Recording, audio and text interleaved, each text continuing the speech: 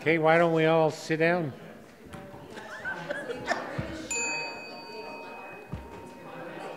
No, it's 1 o'clock. That clock is wrong.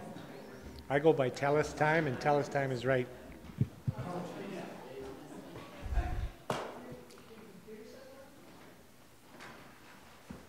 There we go. Everybody's nice and quiet in their seats. That I'll call the Committee of the Whole for Tuesday, April the 10th to order. And look into the agenda. Are there any additions or changes? Seeing none, I'll move the agenda be adopted as presented. Those in favor? Opposed? Motion's carried unanimously. Ooh, Councillor Hillstead's not here, right? Things are happening then. All right. Woohoo. Baby's coming on. We have no delegations. Minutes of the March 13th Committee of the Whole. Are there errors or omissions? Seeing none, I'll move the minutes be adopted as presented. Those in favor? Opposed? Motion's carried unanimously. Moving on to agenda item D1, Canmore Fire Rescue Master Plan Update. We have Chief Goller here to speak to that. Chief, or is Mr. Burt speaking first? I think there was a deferment that had happened there. Thank you, Greg. Good afternoon, Mayor and Council. Thank you very much for the opportunity to present a review and sort of a status update of the master plan update. Kind of a wordy document that I included in there. I apologize. We wanted to make a note on all 49 recommendations, but I just put together a couple of quick slides to lead a short conversation of where we are going and where we've been, etc. So if we don't mind. Just a quick review. Of course, there was the fire rescue staffing study that I believe was 2016, 15-16, and then the fire rescue master plan phase 2 was 2017, approved for planning purposes by council. That's what I adopted in I think September 12th as we got going in on that, and I've gotten to know the document quite well. So just a really quick overview. Sorry, Chief. Yes, sir. I wouldn't apologize for too comprehensive a report. I think it's great. Oh, thank you, Mayor. I don't usually get that. I usually get less words. Well, there are a lot of words, but it's an important document, and we spent a lot of time approving it in the first place. So it's important to have this update, and I don't want to think that we were missing anything because you were worried about too many words. Perfect. So sorry to interrupt, but no, thank you for that feedback. Actually, because I do think it's an important document and very interesting. Incidentally, just as a general temperature check, and I'm sure it's irrelevant somewhat, I think it's a good report. You know, I really got to know it, and it's good work. I think it's a great planning document. Good to hear. There were 49 recommendations presented in that, and overall the work is really well underway. The Fire Rescue Master Plan breaks down the recommendation into 4 approximate time frames. The immediate, short, medium, and long term. Now, you might have noticed in the report, though, a lot of the recommendations, they don't really exist in a specific time frame. Some have been drawn earlier into being looked at. Some will be pushed back a little bit. Some will always be monitored and looked after throughout the life of this document. But we are addressing them more or less in the order presented in the master plan. So just like a quick recap of the areas. In the immediate term, there were 15 recommendations. 8 of them have been completed, 5 are in progress, 2 are under research, and 0 have not been started. So we really got on the intermediate recommendations. A few of the highlights, the organization and the reporting of the entire fire service is being revamped. Chain of command, communication lines, structured training, structured events. A lot of it has been referred to in a lot of the recommendations, so I just kind of captured that organization and culture piece is what we spend a lot of time on in the first couple of 3 months, and I think we're seeing some really great value in that. The training resource plan has been implemented, and we really focused in on restructuring and tightening up our training in a very systematic, planned out way. We had using internal resources, we've revamped and really brought us back to the core competencies of the services we were provided and are literally going through them step at a time. We're getting great support internally from that, from our captains, our officers particularly, and they're guiding our members along that path. So we're seeing some great traction there.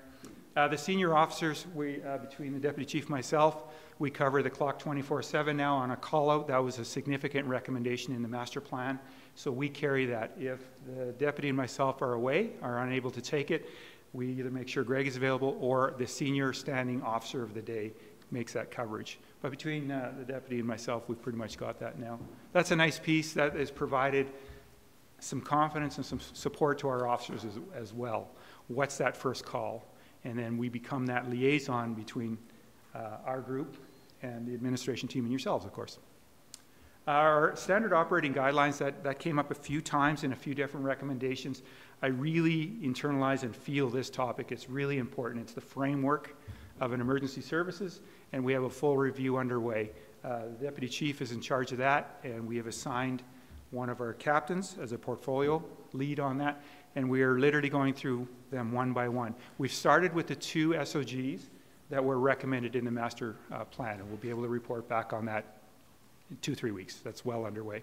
We've revamped the format we use for our SOGs, and they include a sign-off.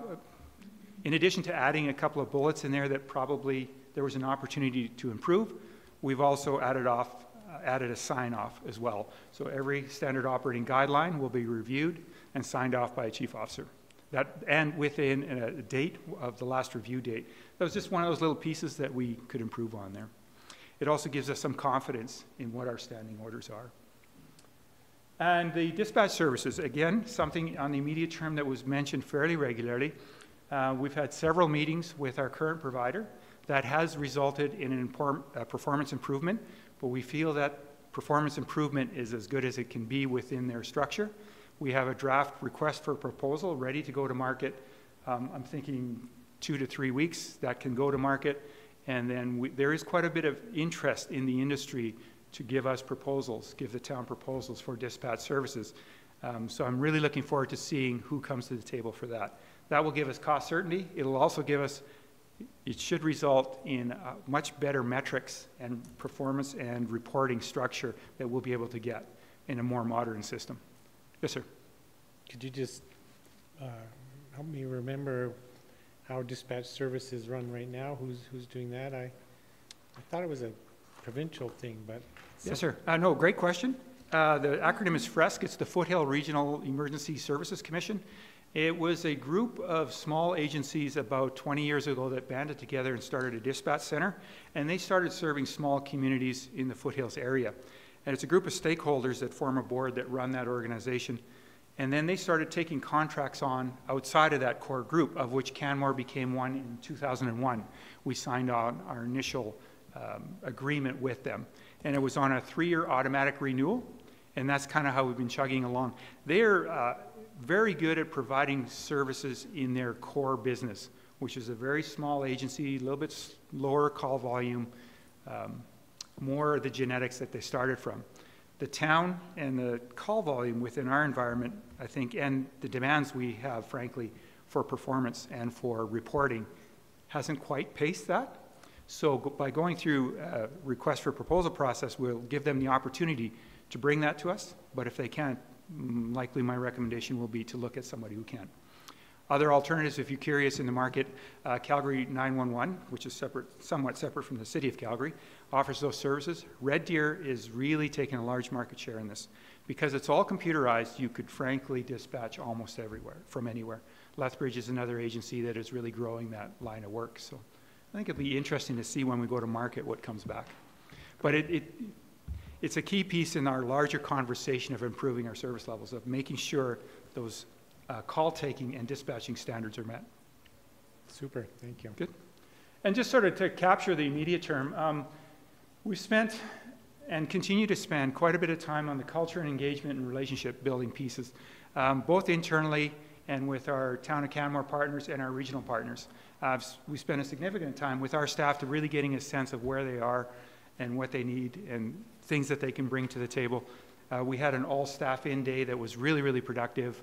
We had an employee engagement survey that I was rather proud of because it's in the notes. It was 90-odd% participation, and it was really good, rich material in there. And, you know, I'm seeing a service improvement because of that internally.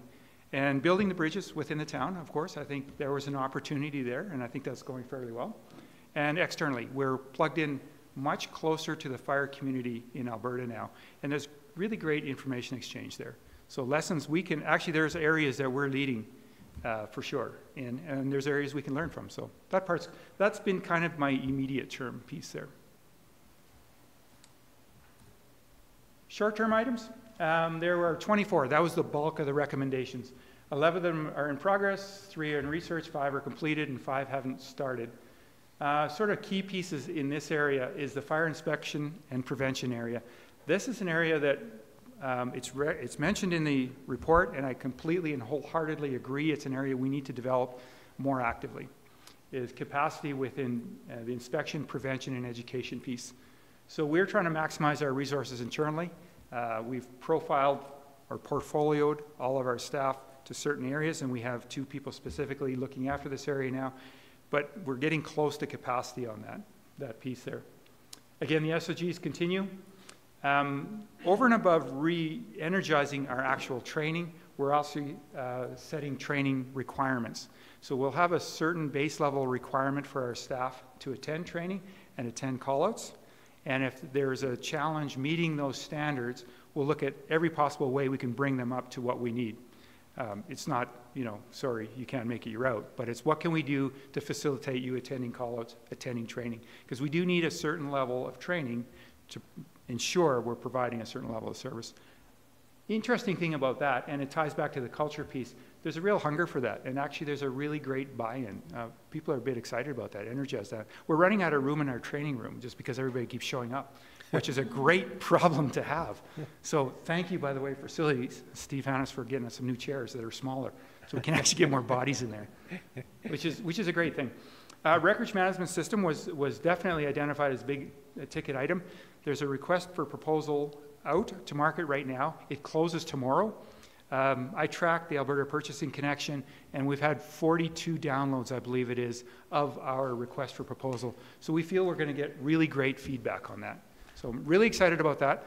It's really time that we move off of Excel world, which pains me because I'm an Excel guy, and into something a bit more structured, because that really ties into our inspections, our preventions, education piece of the proper tracking and logging of all that material. So really excited about that. Alan's group in IT is really instrumental in supporting that, incidentally. And a lot of these recommendations, this is the part that I really enjoy, they're only happening because of the support and relationship of other areas within the administration, within the town. So that's the great part. I really enjoy that. Really doing a deep dive on our response data to see where we're going, how we're getting there, how long it takes, what it looks like to do that piece, to see where we can, if anywhere, buy some improvements. And live fire training was another key piece that was mentioned in the recommendations. Speaking of outreach, I've developed a lot closer connection with Calgary, and Calgary has made their fire tower available to us for 4 days this fall and has booked us in, and we've signed a contract, which is I'm really excited about. It's a great value, and we've sprungboard that into, we're now also involved in one of their mental health programs. The deputy chief and one of our firefighters are involving themselves with that, and we are becoming key partners in developing a program that Calgary's developing. And they also are bringing out a new leadership program this fall that they've offered us a minimum of 2 seats at as part of their pilot, which is, so just making those connections. They're the big brother, and they have the resources. So if we can work together rather than just staying in a cocoon, we're getting good value out of that. So that piece is locked down. In this sort of window, 18 to 20, key projects are, the 10-minute response map, which I think we've got most of that, but that's a conversation that continues. The fire hall location study, which is underway. Stephen Hannes and facilities is managing that, and that's going really well. We're really excited about that. Proposal about a fire inspector that was mentioned in the master plan. We're putting together a package for consideration that will go up through Greg and onwards. And part of that will be the peak staffing models also addressed in that window of time. So we'll put together a recommendation and certainly forward that. So that's kind of the bulk of the work is happening in there. Even though some of them are short term, we're well underway in them as well. Medium term, there was 8 of them. 3 are complete, 2 in progress, 2 are sort of in the research mode, and 1 hasn't been started. Mentioned in, this is a good example of jumping back and forth in timelines. Mentioned in this time frame was ensuring all of our captains are certified to 2 industry standards. That's done already. That's done and dusted, which we're really excited about. All 4 captains are NFPA 1021 Level 2 and 1041 Level 2. What that means is they're certified to National Fire Protection Association Fire Officer Standards of the Level 2, which is a pretty significant accomplishment. And the 1041 just means that they're certified trainers. So for example, when we go to Calgary for live fire training, Calgary doesn't have to provide training officers. We have 4 certified trained people that are part of the training team, and they look after our own people, which is really great. It's also why we're getting some good traction on our training. Really, you know, succession is really important, and I'm really working on developing that next level of leadership. That is frankly to make myself replaceable. That's partly my job. The system runs well when you're replaceable. But that goes right down through the ranks. So the next level under our captains, I'm reviewing what they have for training and what can I bring to them, particularly in a very cost-effective manner.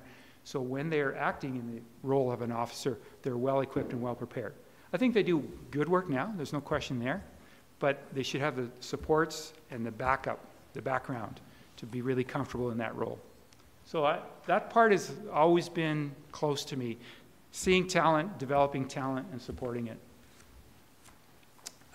For myself, on that category, I have the 1021, 1041, etc., but I'm just working toward the Executive Chief Fire Officer designation that's given by the Canadian Association of Fire Chiefs. So I've started that process. If I'm really lucky and can carve the time out, that'll be complete by the September conference. It's possible I might not make that, just a heads up. There's a fair body of work around getting that designation, but that one's working off the side of my desk. But it provides, again, some of that security or certainty that, although I'm standing here talking, there is something behind it. And who is it that provides that designation? The Canadian Association of Fire Chiefs. So a subcommittee was set up, and the Executive Fire Chiefs is a spin-off of the old Fire Chief Officer designation. A subcommittee was struck. They revamped the entire program. It's a significant document, about 150 pages, and a whole network, including an online database and application process you go through. And it's guided by the executive of the Canadian Fire Chief Association, which, interestingly enough, we have a member in our organization, in our deputy chief. So, thank you, Chief. Go easy on me. Right. I've been told that there'll be no special privileges, so that's been ruled out a long time ago. Yeah. Station notification systems. I think there's an opportunity in here to tighten up the dispatch time and the recording of that and our shoot times, just on a little piece of technology around how we get notified in the station. So we're just investigating what that, if any, impact to budget that would be. So in this pocket of time, prevention and education are central projects that we'll always work on, and that's really the meat and potatoes in there. And the staffing models and the fire hall location, that's all kind of in that rough time frame. Which just brings us to the last 2 long-term items.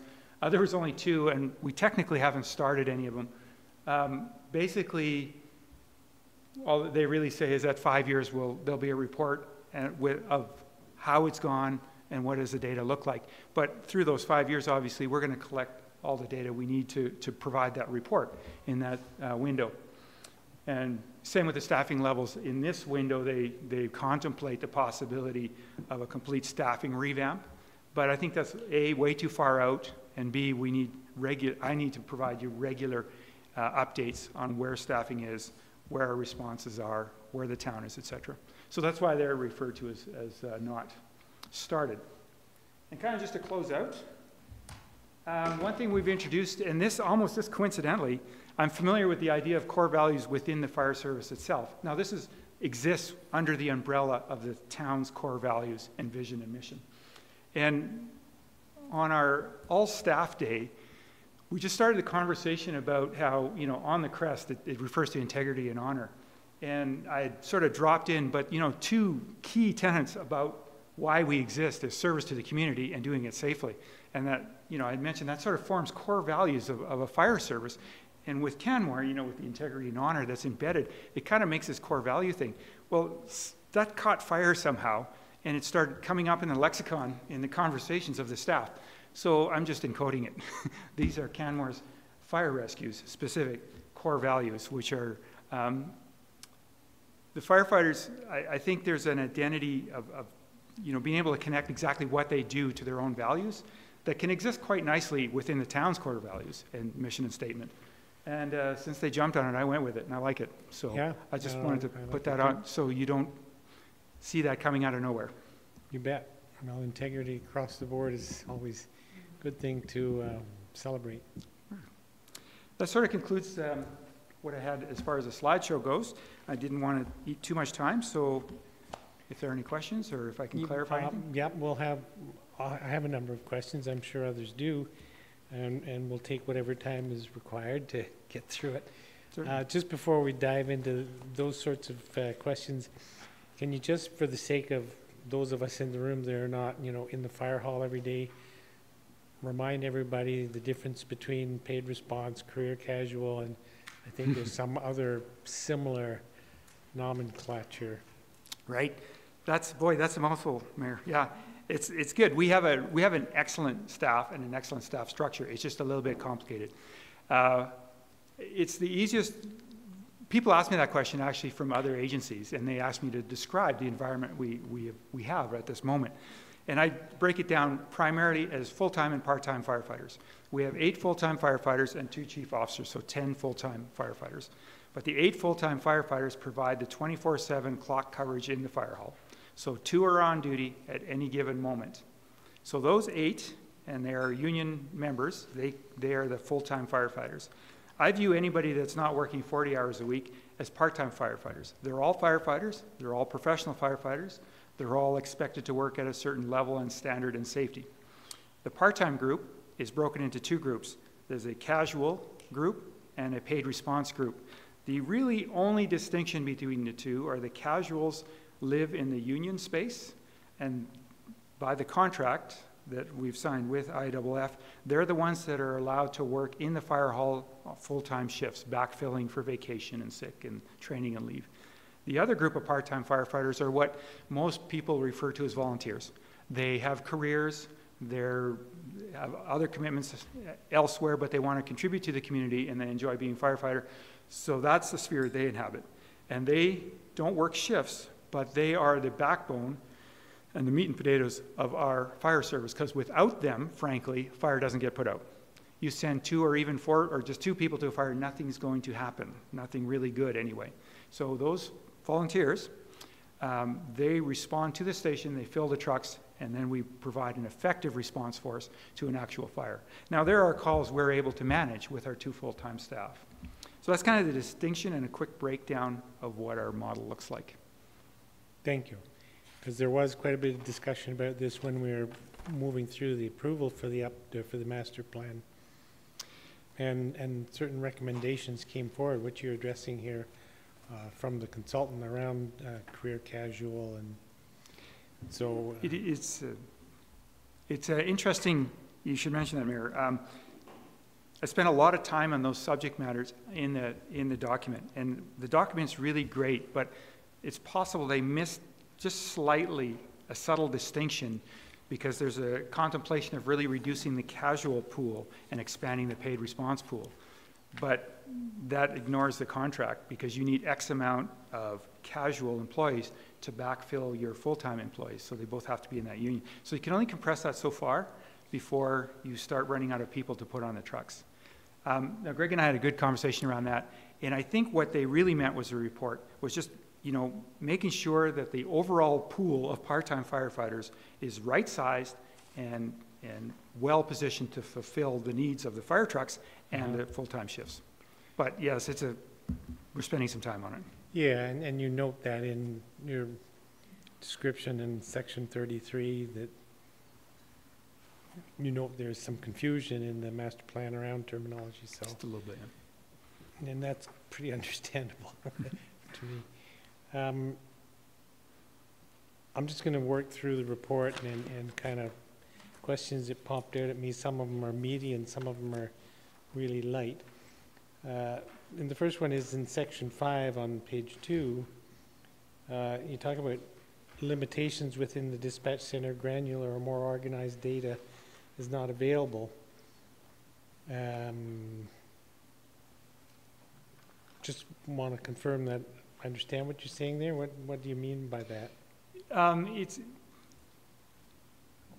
We've, as this master plan was being developed and beyond, and from there then to now, there's been a fair amount of requests to the Foothill Dispatch Center for reporting.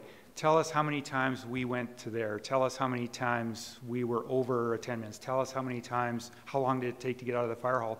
They don't have a modern, clear way to dump that data. It literally comes in reams and reams of Excel sheets that they're manually entering. So I had a conversation with their chief there of that area, and they confirmed that when a call comes in, they manually enter it, and it's running spreadsheet on the side. It works, but it's prone to interpretation and error, and it's difficult to really, it takes time to digest all that information. It's doable and it's accurate. Whereas a more modern system will likely be able to interface with any records management system that we implement here, and they just talk to each other on a CAD to CAD, computer-aided to computer-aided dispatch systems. Great, that helps me understand that. In section 13 on page 3, talk about proposed public education staff resource plan. You note the logistics and details around training the 4 full-time staff to Fire and Life Safety Educator 3. So that's not, there's not 4 full-time staff, there's more than that. So you're talking about 4 full-time staff who are specifically dedicated to that training? Yes, sir. Yeah. And in the body of the report, as part of the public education resource plan, they refer to, identifying 4 full-time staff and training to public educators.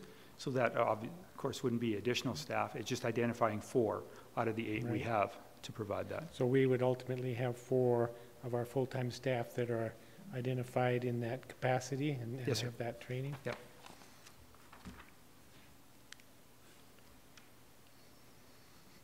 A little more complex question or complicated, and anytime a councillor has a question, just hit the light and I'll interrupt my long series of questions. So I'm looking at what started this curiosity was, I guess, section 29 on page 5. Talks about direction in the master plan and initial transition from reliance on career casuals reduced to 12.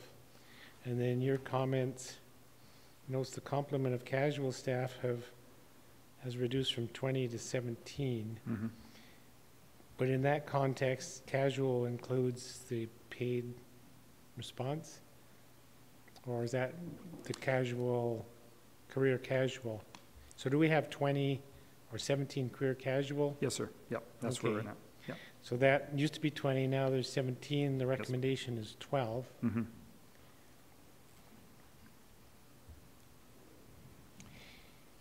And I have to kind of work through this, but it seems there's different recommendations or numbers in, so there's section 29 that talks about this, and section 33, which is on page 11, direction to reduce career casual to 8, and that's where you digress, there's some confusion. And in section 33 or 36, which is on page 13, the direction is the total complement of career casual be reduced to 4, and paid response increased by 5, total complement of 51 paid response, and that's completed. But so I'm puzzled. I mean, I don't get the total complement of career casual firefighters be reduced to 4.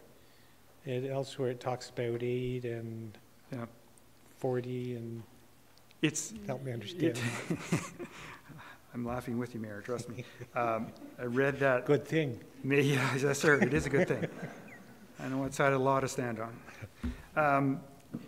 It was awkward in the master plan, but what I inferred from what they said is that they recommended taking our career casual pool and slowly reducing them down to 4 from, what was the first one?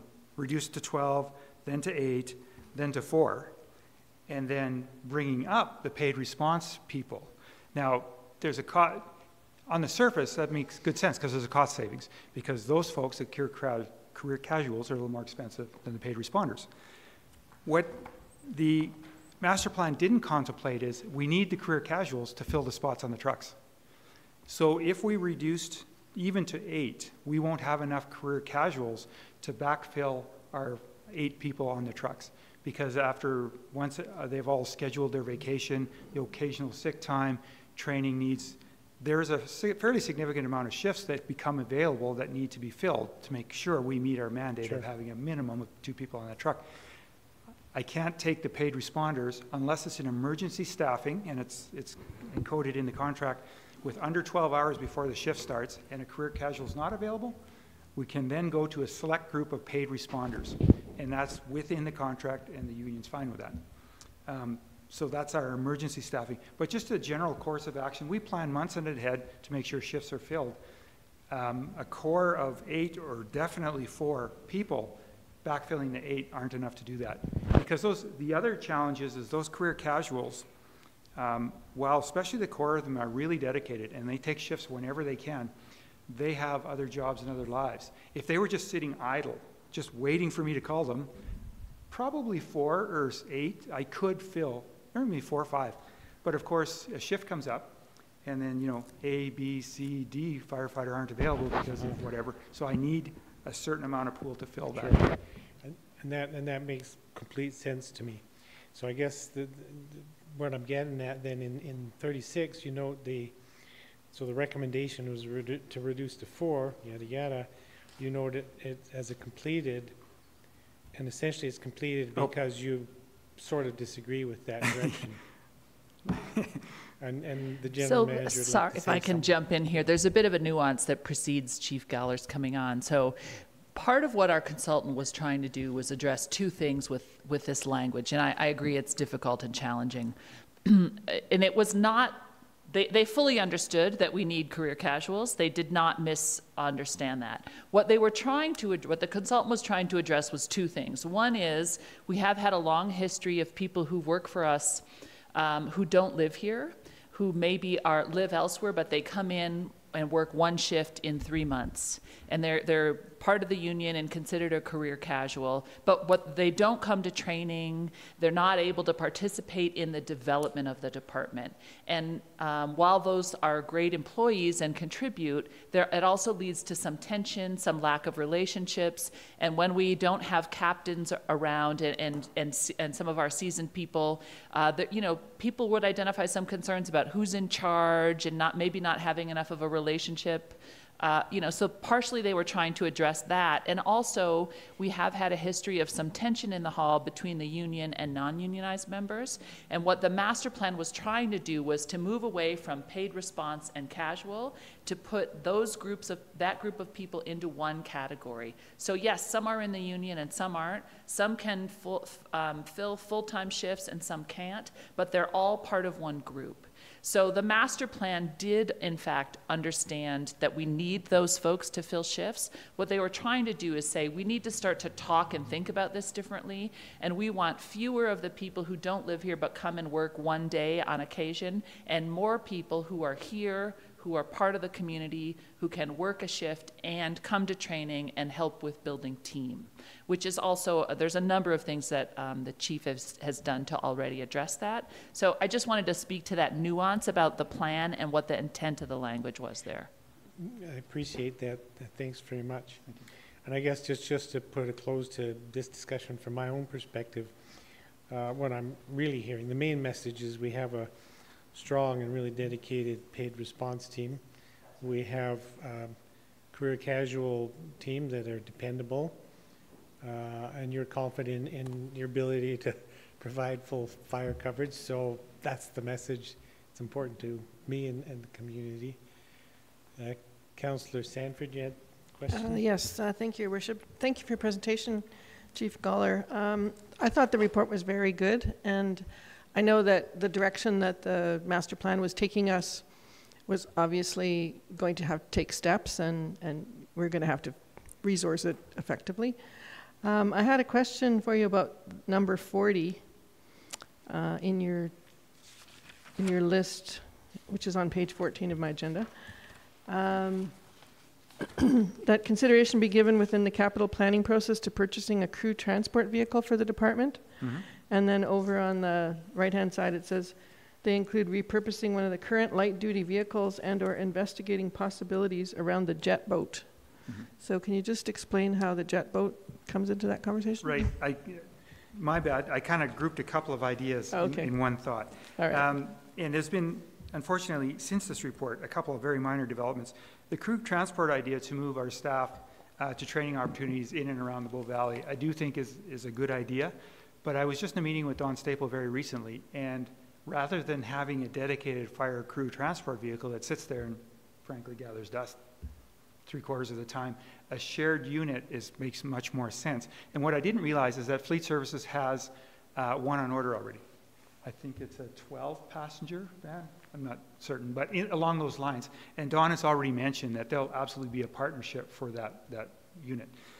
Second, they have in their strategic plan going forward, in the next budget cycle, is another one, a slightly larger unit to meet the needs of parks, but don't quote me on that.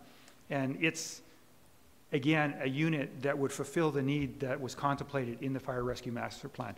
So I don't really envision, frankly, a 12 or 15 passenger red vehicle with the firebug parked in my parking lot that's sitting there, frankly, 90% of the time. So I think that one will be solved by the Fleet Services. I did take the opportunity to spin that a little bit. We have 2 light vehicles right now that I think were slightly underutilized. One is a flat deck utility style truck that is being currently reconfigured at quite a low cost actually to properly pull a trailer we have, actually 3 trailers we have.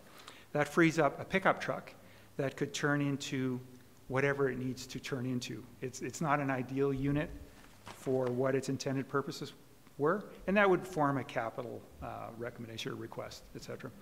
I threw the jet boat in there because there was some conversation about our capacity to properly manage that unit on a seasonal basis. And there is a conversation too with the province because they have the identical jet boat that's parked at the bottom of the hill.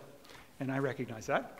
And I've had a conversation with sort of the lead hand with Kananaskis, Jeremy, last fall, and we said, let's touch base in the spring and have another conversation about, who's providing service and what it looks like, and what's the best way to provide a dependable, effective, motorized river rescue for the town of Canmore.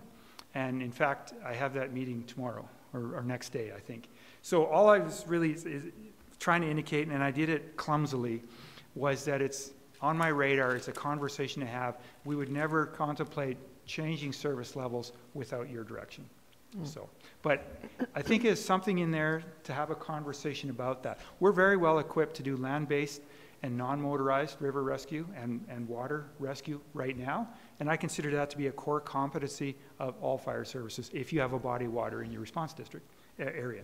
The jet boat piece, I think there's a conversation there, and I just wanted to start that conversation and then would bring you whatever comes of that. Okay, I'm happy to hear that. Thank you. Yeah, that's probably not the right place I should have put it, but thank you for the question.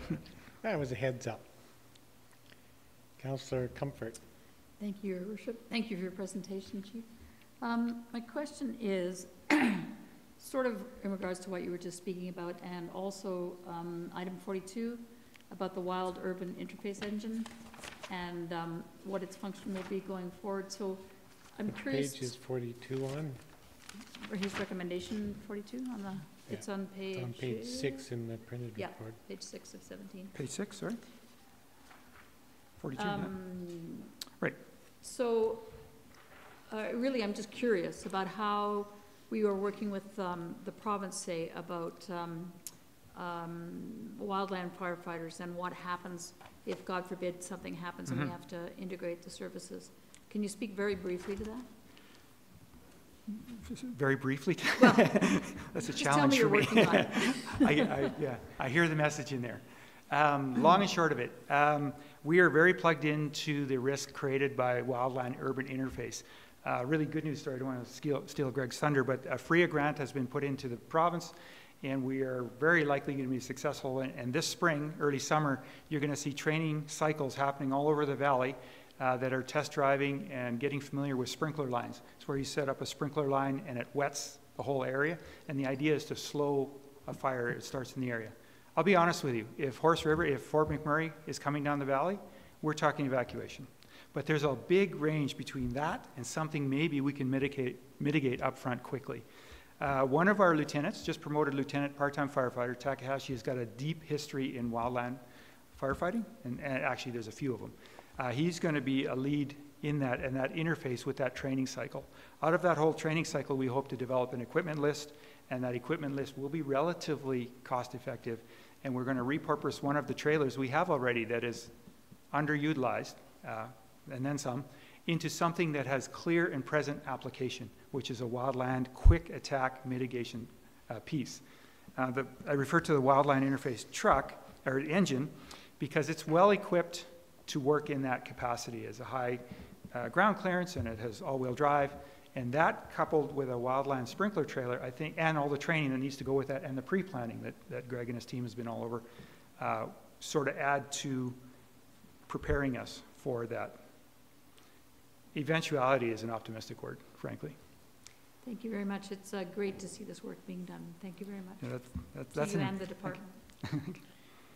Before I give Councillor Seeley the mic, on a very related question, Section 45, which is on page 11 of my report, notes that around allocating bay capacity for a reserve pumper, and the comment is that determination that the new pumper can act as a reserve pumper as needed, space is not needed. So I'm puzzled around, I mean, if a new pumper, it infers it's a pumper, I mean, standalone pumper, and a reserve pumper in my mind would be a different machine.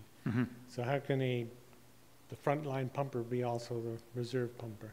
Excellent question, and probably that's back to, I poorly worded it again. So let me, I'll just sketch it really quickly. The Fire Master Plan recommended keeping, there's one really old engine pumper truck in the station right now, and that is currently in replacement cycle right now. It was approved out of the last by council and through the MSI funding. It is on order, and it will land here in January of this year. That replaces the old 1998 fire engine. The master plan contemplated keeping that as a reserve pumper to that new one that's coming in, which on a standalone environment sort of makes sense. Although the truck is old enough though, and potentially not reliable enough, I wouldn't have a lot of confidence in that. Once, my background is actually fairly deep in fire trucks, so that was somewhat helpful. The wildland urban interface, that big tall truck you see parked in the bay, it has all the full frontline capacities of a normal fire engine.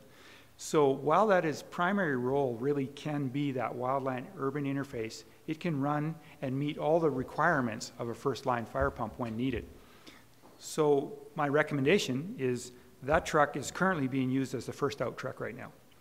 And what used to be the first out truck, that old tired engine, is just sitting in reserve right now. When the new truck that's replacing that one comes in, that new truck will become your first out truck. It'll look a lot more like a typical fire engine that you've seen 100 of. The old truck goes away. There's cost savings there on maintenance and storage, etc. And that wildland urban interface becomes the wildland truck every time we have to run up to Spray or anywhere off-road, or actually, frankly, Silvertip gets really tight really quickly. Or when the frontline truck needs to go in for servicing, that one just comes forward. We can manage that with the bay space we have. So speaking with Stephen, to find heated bay space in town is really, really difficult. So that's where that recommendation comes from. We are well equipped with two, what will be at the time, new machines that are good for 20 years that will back each other up. And we don't need to keep the old truck, and we don't need the storage bay. Thanks, that makes good sense. Councillor Seeley. Thank you, Your Worship. Chief Galler, just on dispatch and shoot times, take me through the history of the troubles with dispatch, and what are some targets moving forward? You're going to be RFPing it, so what are you looking for? Right. It's a little tricky for me to speak to exactly the history before my time on the conversations with dispatch, but the long and short of it is that our current provider had reached a level of complacency that when the call got out to us, the call got out to us. And I think that was reflected in some of the numbers. And maybe there was an opportunity to sit on those numbers a little firmer past time. regardless, the report came out, it really became a topic of conversation, and then I recognize it as something that needs to be addressed as well. So the conversations really started with FRESC, that when you have X amount of time to receive the call and X amount of time to get it to our fire hall. That should not exceed 90 seconds. And even just having that conversation, we noticed a reduction in that time. And it's not dramatic, but if you lay it out over a chart, there's a reduction in time. Now, we will come, it's almost to that compression point of they need roughly 90 seconds to get it out to us. So that's what got us to there. My question is, well, why was it here? You know, and where were the metrics to show that they were here and not here? And that's part of, they're a great little outfit, but that's part of where they don't have the depth in their organization where that is a normal service they would provide to all their customers. Whereas my experiences with other providers, that would be just the normal thing. Once a month, they tell you exactly what their dispatch times were, what their shoot times were, what the 90th percentile was, and any outliers to that with a recommendation. So after those conversations started and it compressed it down to roughly where that number is, we noticed, okay, the outliers weren't being addressed very well. So I went back to the chief of the dispatch center. We had the conversation. They gave us an incident report form. We brought it out to our staff. Every time there's an anomaly where we didn't feel the dispatch was timely or it was recorded times we recorded incorrectly, we record all that data, we send it to them, they do a review on it, they send us back with their findings. That's resulting in a little bit of a performance improvement too. In the RFP going out, I think it's still very valuable to go to tender to get that cost certainty. There's a conversation about cost too. We could potentially capture better value from them by asking them for better value, frankly. I don't think we've bluntly asked them for it. The process, the RFP they'll bring their best price forward to us. I don't know that we'd be getting our best price, regardless. That will give that, but within that RFP, there will be quite a few benchmarks that we will expect any service provider to give us, including the dispatch times, the shoot times, call handling times, benchmarks on scene in easily digestible and transferable data transfer methods, not an Excel sheet once a month. Like, I want to see computer-to-computer conversation. Our new records management system that Alan's helping us out with, all modern systems interface with all computer-aided dispatching. That opportunity is not right there right now with FRESC. So if FRESC, the current provider, is able to provide that, they can provide it in a proposal to us competitively against everybody else. I think that's only fair. And what kind of shoot times were you looking for? Well, the shoot time, the shoot time, what I need to know is exactly what it is. I can only compress it so far because we're bringing staff in, right? But I want to know exactly what it is every time. So I want to know when the dispatch happened to when we're responding.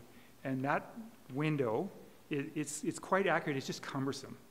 It's, you know, here's your spreadsheet, and we go through it line by line. We have one of our staff who's very good with statistics will pick that all out, whereas that could be reported much friendlier, is a good way to put it. As far as what number I have, I can't really dictate that, obviously, because they can't dictate our shoot time, but I want accuracy and I want cleanliness of reporting and easily digestible. I think as far as our shoot time goes, we're close to compressing as much as we can. And it's just what it is. It's kind of physics, just where folks are responding. Thanks. Councillor Sanford. Thank you, Your Worship. You briefly mentioned your records management system that's coming on stream. Is that something that's being integrated through our IT department? And yes. Because I think in our IT master plan, that was one thing that was pointed out, is that all these new systems have to be compatible Absolutely. And integrated, so you're working with them? Yes. It's a great question. Thank you for that. And got great support and guidance from Alan's team, Wiggenbach's team on that. And in fact, the actual request for proposal for a records management system has spun off a consulting report we received on what we should be asking for and what we should look for by Tanta Solutions, and they were awarded that contract through an RFP. So I'm getting good at these RFPs. RFP went out for a consultant. They were best consultant was awarded. They did, I thought, a great document, provided us guidance on that. That creates our RFP to go out for that records management system. But that has absolutely gone through the IT department, and Alan's fingerprints are all over it. Okay. That integration piece is, that it's sounds really like it's an important thing for us in the future, for sure. Absolutely. So, thank you. I like that how you characterize it, his fingerprints are all over it. Yeah. Help himself. I have one last question, and that's in regards to reference in section 20 on page 9 about a special operations team. I don't know what the special operations team is, so CFRS implement a strategy to track all operating and capital costs associated with the special management or special operations team. Mhm.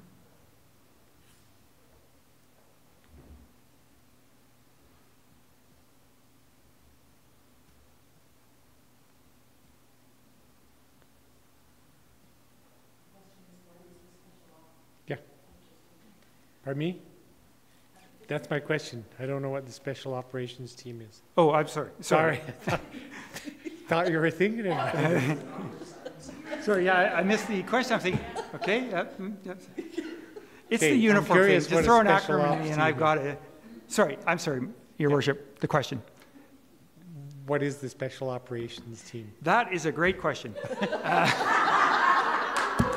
Phew. You've brought me to a standstill, Your Worship.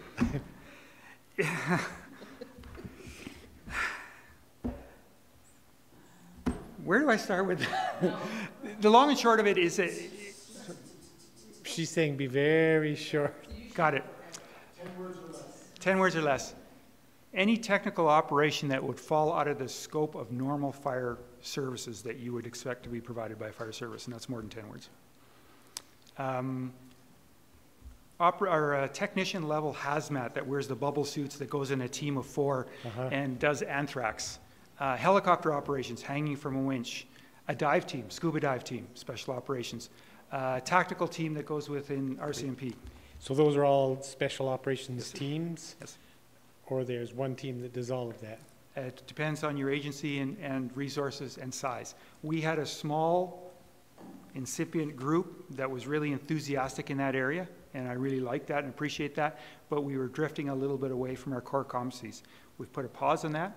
Core competencies, the services you expect for your town, are being really focused on, and we're seeing what special operations can be reasonably brought into our service level. You won't see any, there are no service gaps, let's just say that. There you go. That's a nice, tight answer. Thank you. Councillor Seeley, you had another question? Nope. In which case, unless there's other questions from council, thanks very much for that very comprehensive overview and the answers. For those of us that were sitting on council when the initial plan was approved, we'll remember how difficult it was. So, been looking forward to having this sort of an update. Coincidentally, we're having something similar in the next agenda item. So, thanks for being here and providing all of that information. Thank you very much. My pleasure. Thank you. And with that, we'll move on to item D2, which is an annual report of municipal development plan indicators and measures. Ms. Ramos-Strankman. You can just call me Camila. Well, you know, we kind of can't.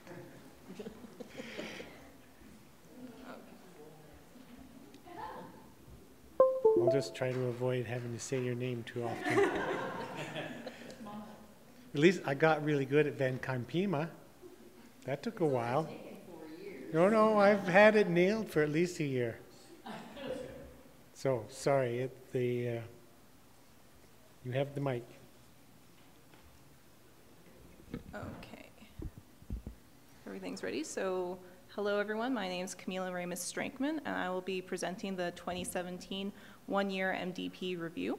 I'll try and keep this as short as possible, and I understand there might be a lot of questions, so I'll try and just leave that at the end and not go too thorough into the entire report. So, as you may know, the MDP is a fairly recent document to Canmore. It was approved in late 2016, and this document is high level and outlines the goals of the community, provides guidance as how we should develop Canmore. But although a high level document, it does recommend some specific projects that we should be following in order to achieve its goals. And so when the document was adopted, Council decided that you would like yearly updates of the MDP, and that would inform you on how the progress of administration in order to obtain these goals. And so that's why I'm here today.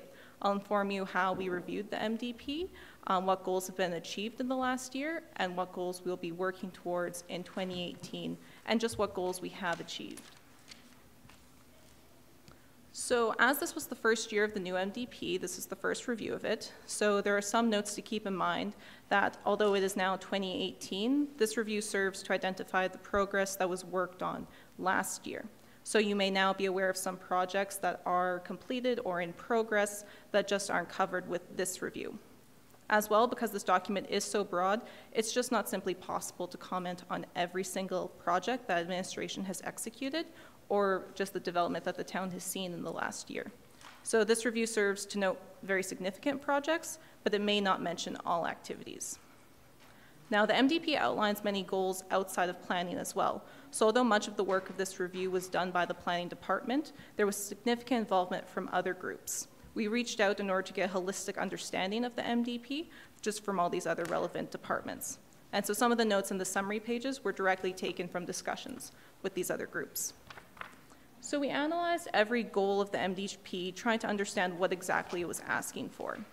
Is this something we have to do? Is this a goal describing a process that we should follow? Or is this something that we only follow in certain situations? So we came up with 4 different types of direction.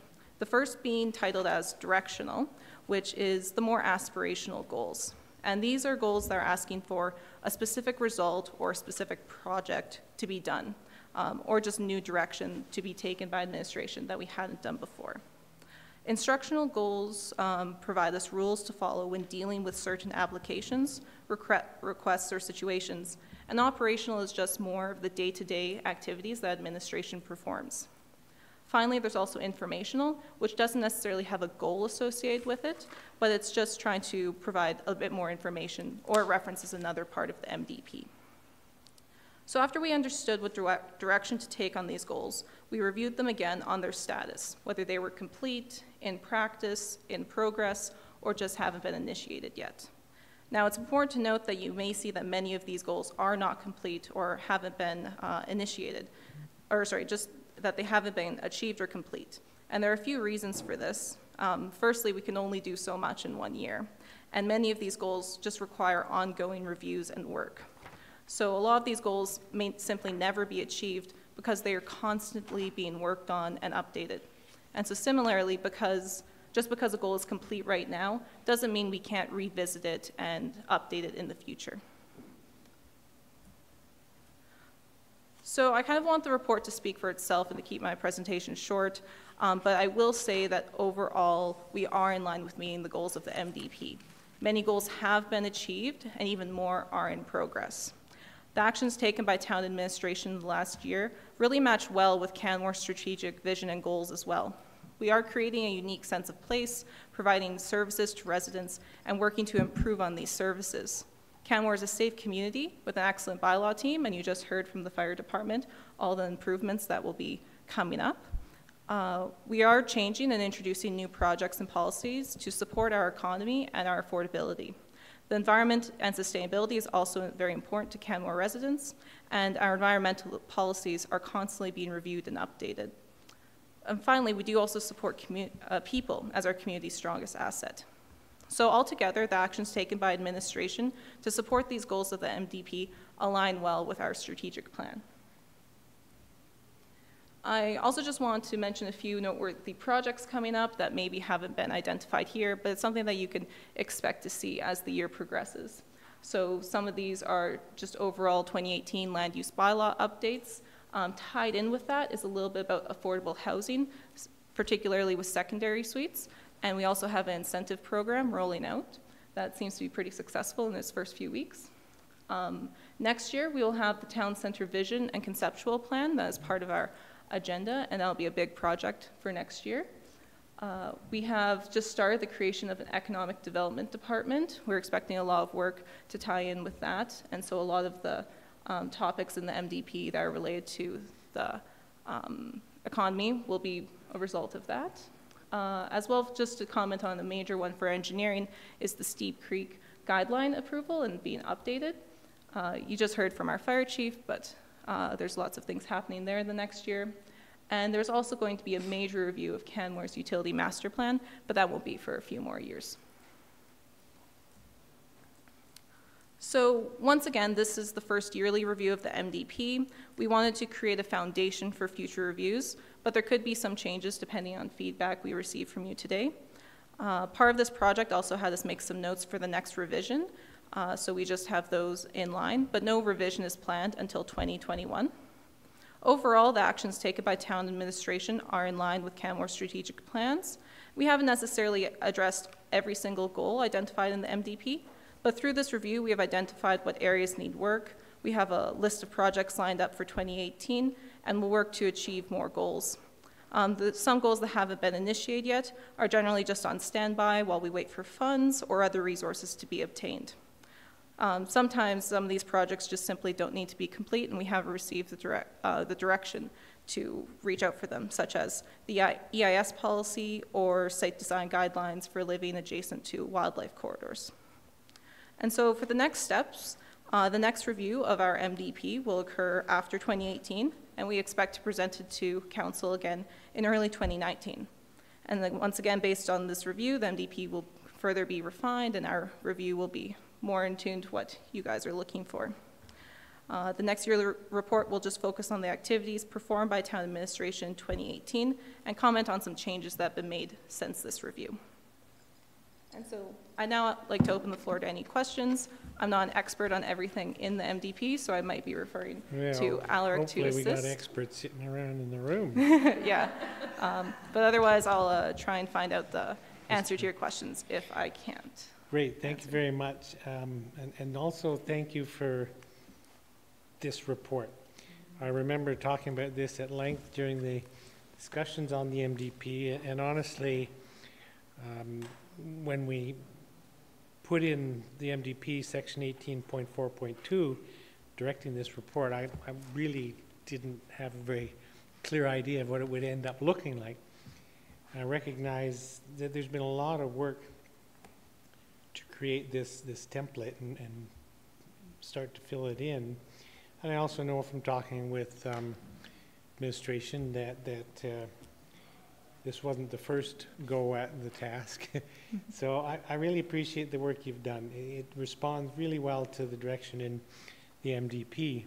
And I particularly appreciate the last bullet or the last slide talking about next steps and how the next review will you'll take the feedback and comments and suggestions from this first review and perhaps tweak it and make it more responsive in one way or another, and that's all we can ask for.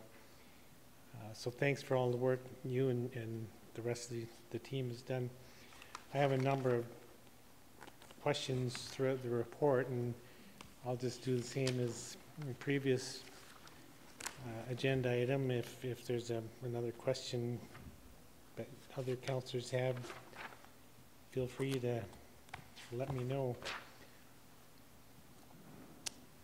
So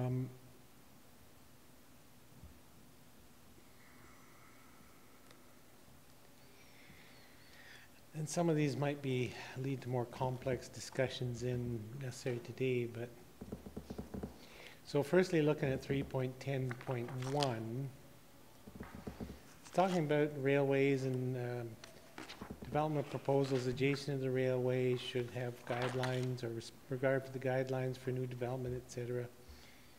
Proposed by FCM. And in the notes and summary,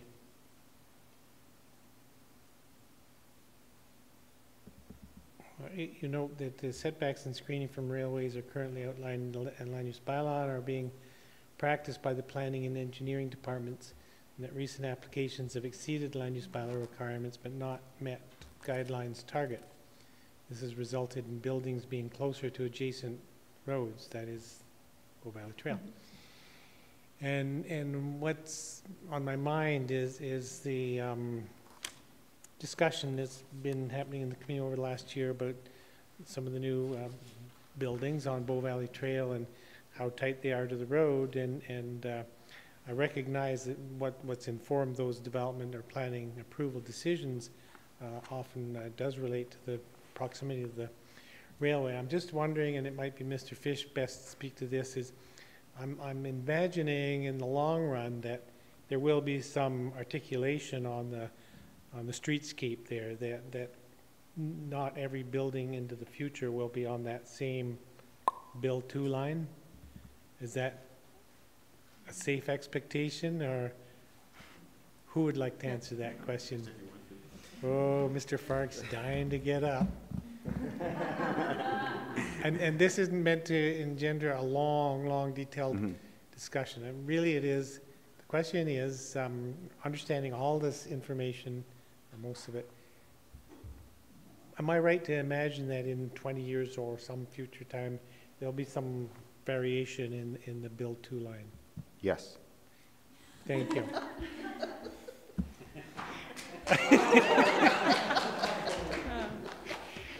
Really, that's all I needed, but and you know, there'll be more discussion. I mean, that's not the end of the discussion, but if I was wrong in that assumption, I thought now's a good time to know it. Thank you. Councillor Sanford, you have something?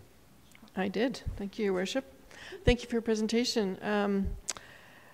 I actually sent an email on this question earlier, and you did answer it by email, but I would like to bring it into the public as well to discuss. It's a question around the discouraging and, where necessary, prohibiting wildlife attractant vegetation. And in the 2016 Engineering Services Construction and Landscaping Standards, there are a list of a number of plants. Which section of the MDP is it? Sorry. It's under 4.5.2, landscape techniques, talking about natural environment, and then it's referred to on the right-hand side under landscaping, referring to the engineering guidelines and landscape standards. And in that document, there are a number of trees and shrubs that are noted as being animal attractants. And so I was hoping that this process of reviewing it through the lens of the MDP could give us some better understanding of what we're trying to achieve as a community by discouraging or prohibiting attractant plants and trees. So could you just speak to that? Yeah, and this topic definitely ties into other factors of the MDP just living adjacent to wildlife. And so I followed up with Terry Riva from our engineering department, who is sort of the expert on this. And he's aware of this situation, that we have this list that should be avoided, but that they aren't necessarily prohibited. And that's because that technically any vegetation could be an animal attractant if the animal is desperate enough. I mean, for example, lots of elk eat the buds off of coniferous trees as they're budding if they just don't have the vegetation. So while we do have this list of things to avoid, technically anything could be eaten by an animal. We don't necessarily want to just take all vegetation out, but it's something that we are aware of and trying to look at solutions, particularly with WildSmart. He also tells me that we're looking at a possibility of having zones for these areas of what vegetation to avoid. So in the town center, we could have some options for more animal attractant vegetation because we don't see as many, but then on the outskirts of town being much more restrictive about what we allow. And we also just want to maintain a variety of animal or plant life in our urban ecosystem just to help maintain that. So it's very complicated. I hope the rest of my email has answered that. But well, I think that I think that's one thing we have to look at very carefully, because we humans can control what we do, whereas the animals, you know, are prone to whatever we put out there. In fact, you know, there's an apple tree downtown in the center of right in Canmore, and you know, it's an attractant issue. It gets picked off every year by a group of volunteers. So I wouldn't say that there's any one particular zone in Canmore that's less attractant to animals. And if we avoid trees that fruit or provide berries, we've actually avoided a lot of potential attractants. So I'm not thinking that our community will be less attractive because we have a more limited number of vegetative options. But we should be looking at it really carefully, because I think that's the messaging that we're trying to give to our community. And we're trying to solve problems that started 20 years ago with planting fruit trees. We didn't foresee that as being a problem in the future, but it has become a problem. So, Yeah. but if this is going to be reviewed, I think that's something we should carefully review. So Yeah. I And also- appreciate that. Yeah, thank you. And it also expands to flowers and other plant life too that you might not consider. But just in general, the community landscaping standards and then engineering design guidelines will be reviewed again in fall of 2018. And so that might be a more appropriate time to better look through that list and with more fine-tooth comb about what to allow and maybe where to allow it. Yeah, absolutely. Thank you. I'm looking at section 4.2.4. It notes the town, in the MDP, it notes the town may consider acting as a qualified organization to hold conservation easements in accordance with conservation easement policy. And the work hasn't been initiated, and my only question really is when do we anticipate that conversation being initiated? So that's a difficult one to answer as well. Right now, ESAs haven't been mapped yet. There isn't an inventory of them. However, there are 2 conservation easements around Eagle Terrace, and it's sort of the question about whether we want to take that on now or whether we want to allow somebody else to do it or just wait. And just the way it's written, it's the town may consider acting as an organization to manage this. So I don't know what else to mention with that one. I hope that. Mr. Fark had an additional comment. So what I would add to that is, as you are aware, there's the Wildlife Roundtable discussion and the Wildlife Technical Committee discussions that are ongoing. Part of that is, again, going to be identifying zones and management principles around wild spaces, wildlife, and human use. And there will potentially be some recommendations that come out of that that could inform.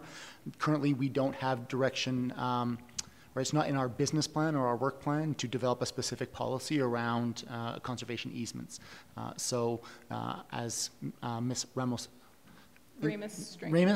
sorry, wow, now I tripped on that. As Camila indicates, we have the option to act as a qualified in certain cases if we choose to do so. Great. I can have some follow-up conversation about that. I'm just recognizing that there is the conservation easement that you've referenced that seems to be up in the air about who's actually going to look after it, but that can be another conversation unless, okay. Thank you, both of you. Councillor Comfort. Thank you. Thank you for your report. This is a lot of work and it's great. It's really a good template. And so my question is about dog parks, and I see that we're proposing to put a new off-leash dog park at some point in 2018, and I just wonder, is there a mechanism by which we evaluate the new dog parks, like how much they're being used once they're put into place and how well they're received by the neighborhood? Because just so there doesn't seem to be any blowback. At least not towards me, perhaps towards other councillors, regarding the establishment of those dog parks. And I have received, I think, 3 emails where they said, thank you so much. I go every day and take my dog right after work or right before work, that sort of thing. So I just wondered, how do we evaluate? Sorry, what was the section you were referring to? Oh, sorry, it's 7.1.9.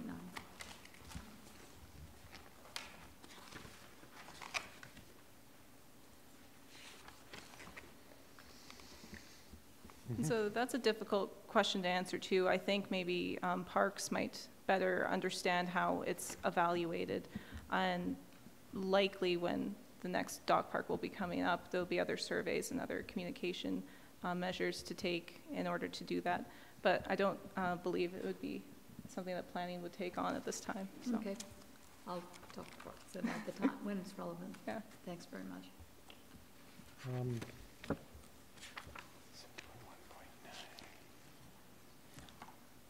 I can also mention, I think that section was identified as completed, and although we would be looking for new dog parks in the future, being labeled as completed just emphasizes that the work done in 2017 did reach completion, they were installed, and they are being used. So although it could be revisited, it's just being identified as completed for this review.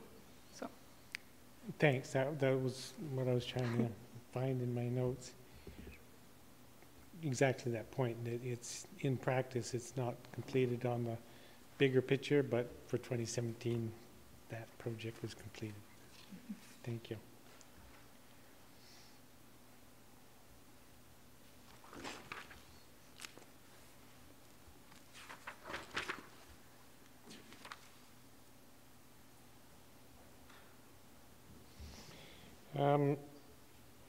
In section 6.1.4,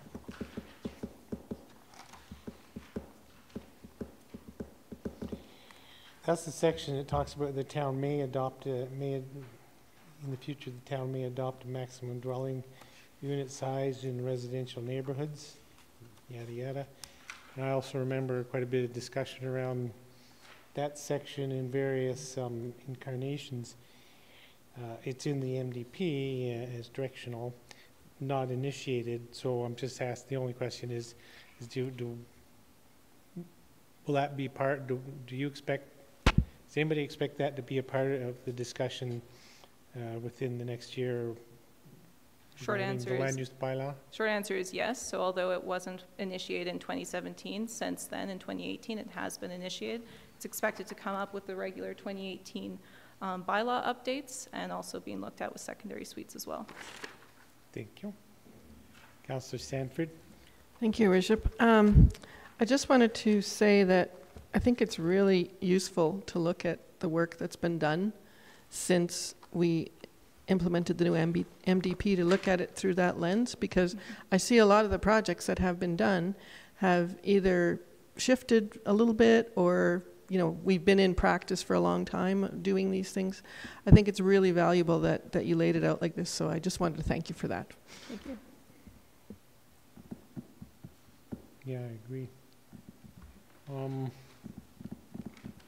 And just for clarification, in section 9.1.5, the direction is to work with its economic development partners toward developing and implementing an economic development strategy.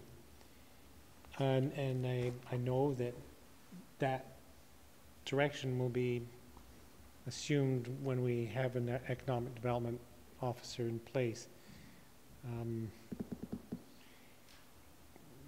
Just to have the question out there, I don't really expect an answer, but it's not clear whether the direction 9.1.5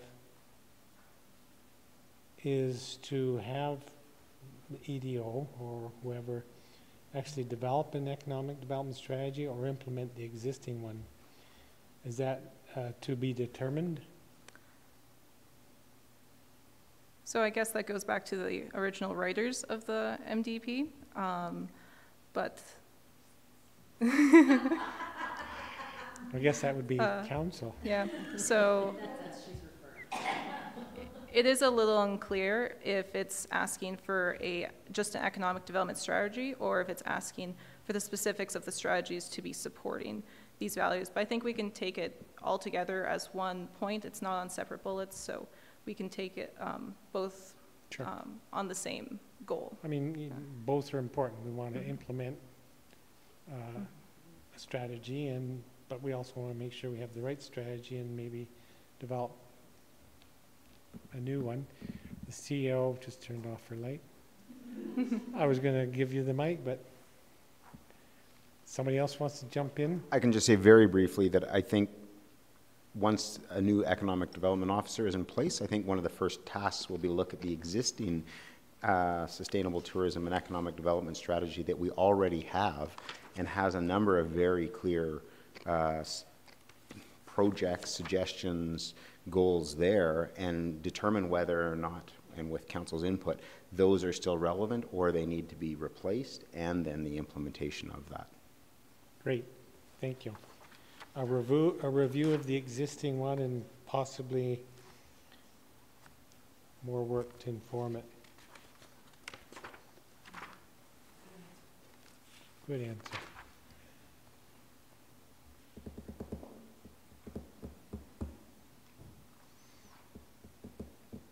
So the direction in 14.3.9 E, this all has to do with parking, is the direction in section E is continuing the cash and lieu policy. But my understanding or expectation is that direction would become part of the long-term parking study or parking management plan coming forward. Anybody? Yeah. Yes, okay. Right. So in the direction of the MDP is that we're going to continue that cash and lieu policy, but newer information is where we're going to talk about that. Yes, thank you.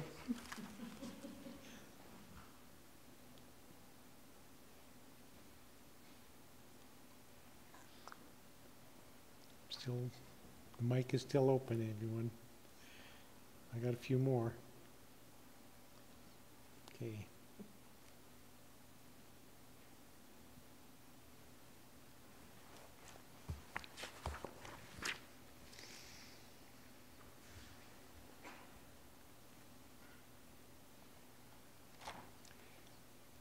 Yeah, sure, I might as well talk about it.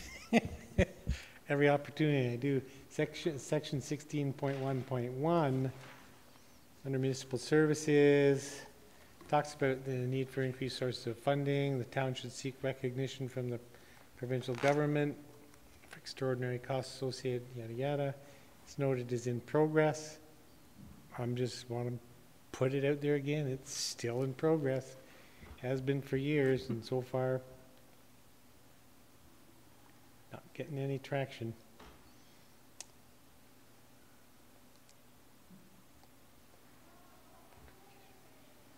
But we won't give up, just so you all know.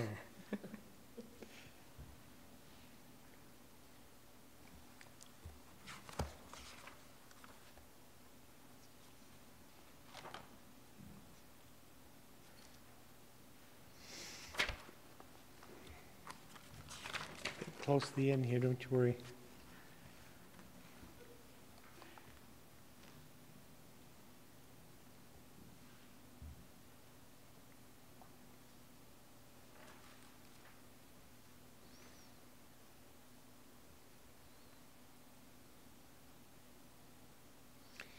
So just sort of for clarification, in section 18.3.4, and it's, you know, in the recommended studies, reports, and guidelines, site design guidelines for new development adjacent to corridors, patches should be created. And in the notes and summary, firstly, it's not initiated, and the very last bit of the note, because of the thorough method that Canmore's planning department used to review proposals next to wildlife corridors, and because of the changing knowledge for how to develop near to these areas, the creation of a site design guideline that addresses development next to wildlife corridors has not been initiated.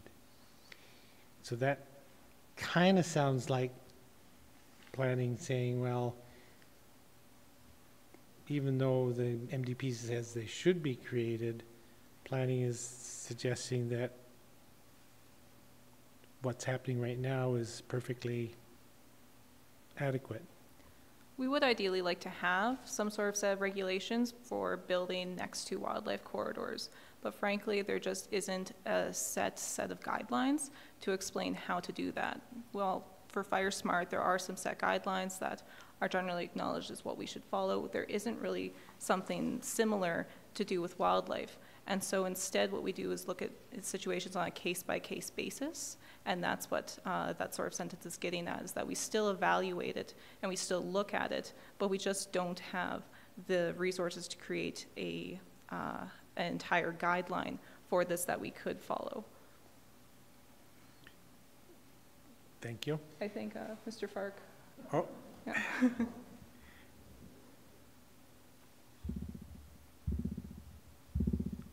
In addition to that, there is a recognition that things are location specific, and Council has already recognized that through the MDP policy, which requires an EIS for development adjacent to wildlife corridors.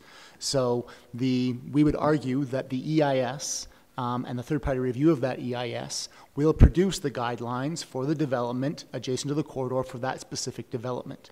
And it would not be the case that it would be easily that you could easily extract from one EIS for one location the same set of principles or guidelines for another location. Furthermore, as I indicated earlier, we have the Wildlife Technical Committee and the roundtable discussion, and that is going to come out with some management principles, or at least that's the expectation, that it will come up with some management principles about how to manage wildlife and human coexistence, which will come into play. But a prescribed set of guidelines that would universally apply to all situations is actually not deemed to be practical. It is addressed through the EIS requirement. Great. And possibly that was the same input that admin gave council when we were approving that section. It's entirely possible. But council went ahead and approved that direction. And what I'm kind of hearing is that even though council approved that direction, admin doesn't support it for good reasons.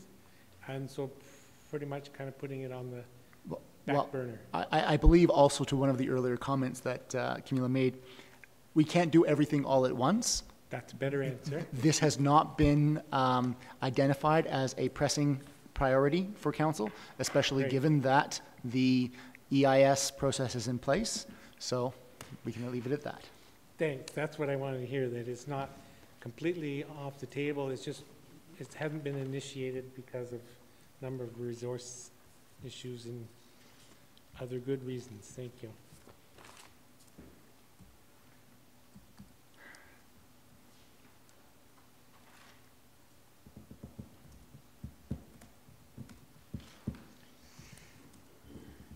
And I guess we're at the end, getting pretty close, right? Section 18.4.2, this is just to explore a little bit of what you said in your initial presentation, and I did flag, which was, so 18.4.2, it says a list of indicators and measures should be created. And an annual report would be made public, and this is really good. And you've suggested that in the future, I mean, through these conversations, there might be some improvements or tweaks, ways of making this report, this good report, even better. And when we talked about indicators and measures,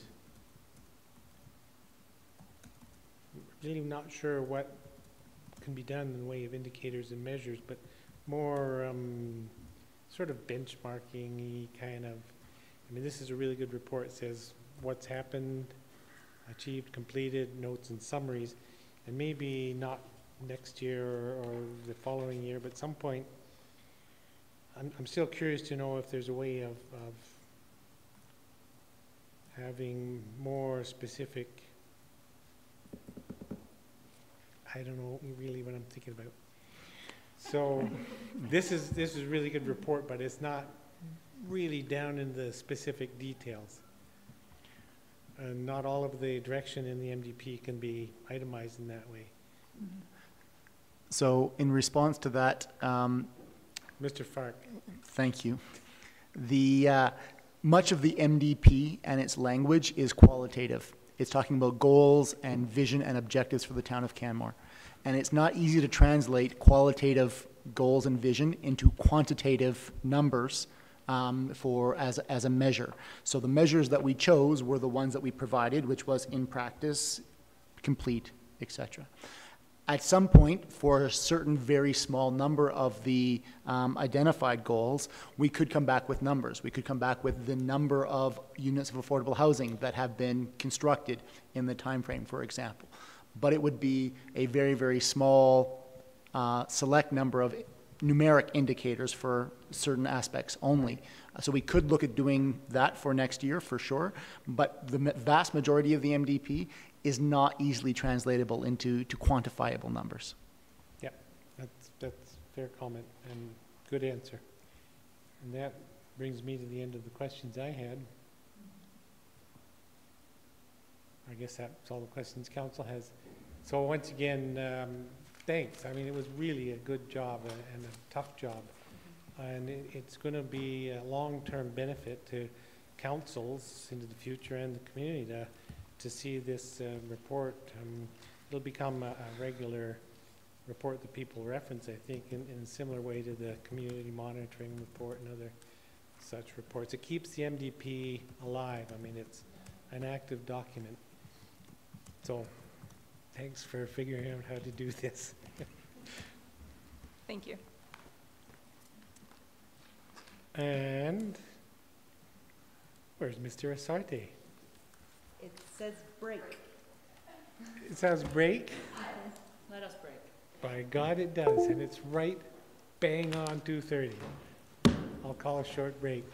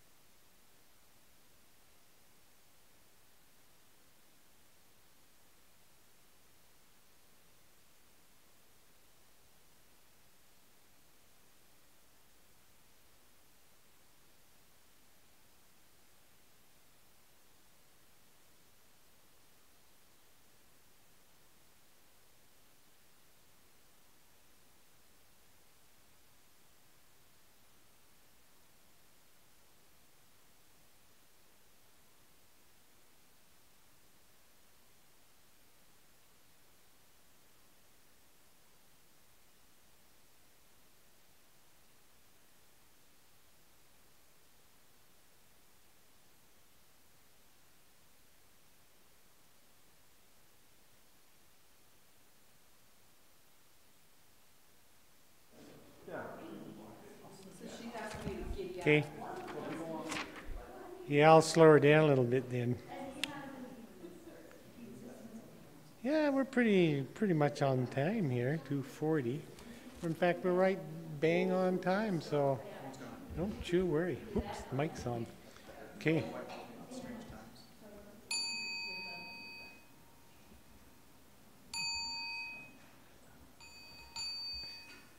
Call the meeting back to order. Moving on to item D3, Transportation Planning Update. Mr. Asarte. Good afternoon, Mayor and Council. I'm pleased to be here today to provide an overview of proposed updates to the Integrated Transportation Plan. This is based on work completed as part of Capital Project 1733, Complete Street Network Planning. These updates are going to be the foundation for the engagement and design work that we have upcoming as part of Bow Valley Trail concept design, Railway Avenue concept design. It will be the basis for design of the roads and intersections around the town center. It's going to inform strategic planning and capital budget decisions for council coming up.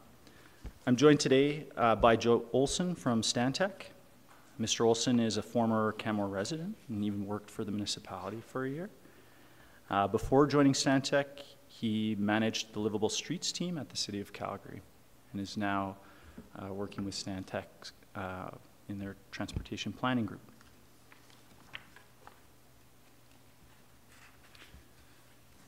I'll start with an overview of our network level challenges. There are fundamentally different approaches to managing transportation, and I'll touch on those with the goal of creating a link between the choices we make and the outcomes we see for the community. We'll look at our documented community values and goals, which provide us guidance in decision making. I'll outline recommended updates to the ITP, as will Mr. Olson, and we'll also talk about parking, transit, and policy that are all supportive of the street component. Today, the focus is more so on the network side of things. Implementation is going to be an important part of the parking management plan and the transportation plan. Those need to weave together. We'll talk about next steps there and next steps for engagement. Managing transportation is a challenge for municipalities throughout North America. Canmore is no exception, and Council has made transportation a priority. Over the past 4 years, we've worked together on quite challenging projects and initiatives, new paths, bridges, the CPR crossing upgrades, Benchlands Trail work tying into the Cougar commuter pathway, which was reestablished after the flood. Legacy Trail extension was completed, Spring Creek Drive complete street improvements, local transit was implemented, regional transit was doubled in frequency, and on it was piloted a transit system between Canmore and Calgary. These improvements are long-term with the costs coming up front, and the benefits grow year after year. And we've only just started to see the beginning of the transformational effects this work will have.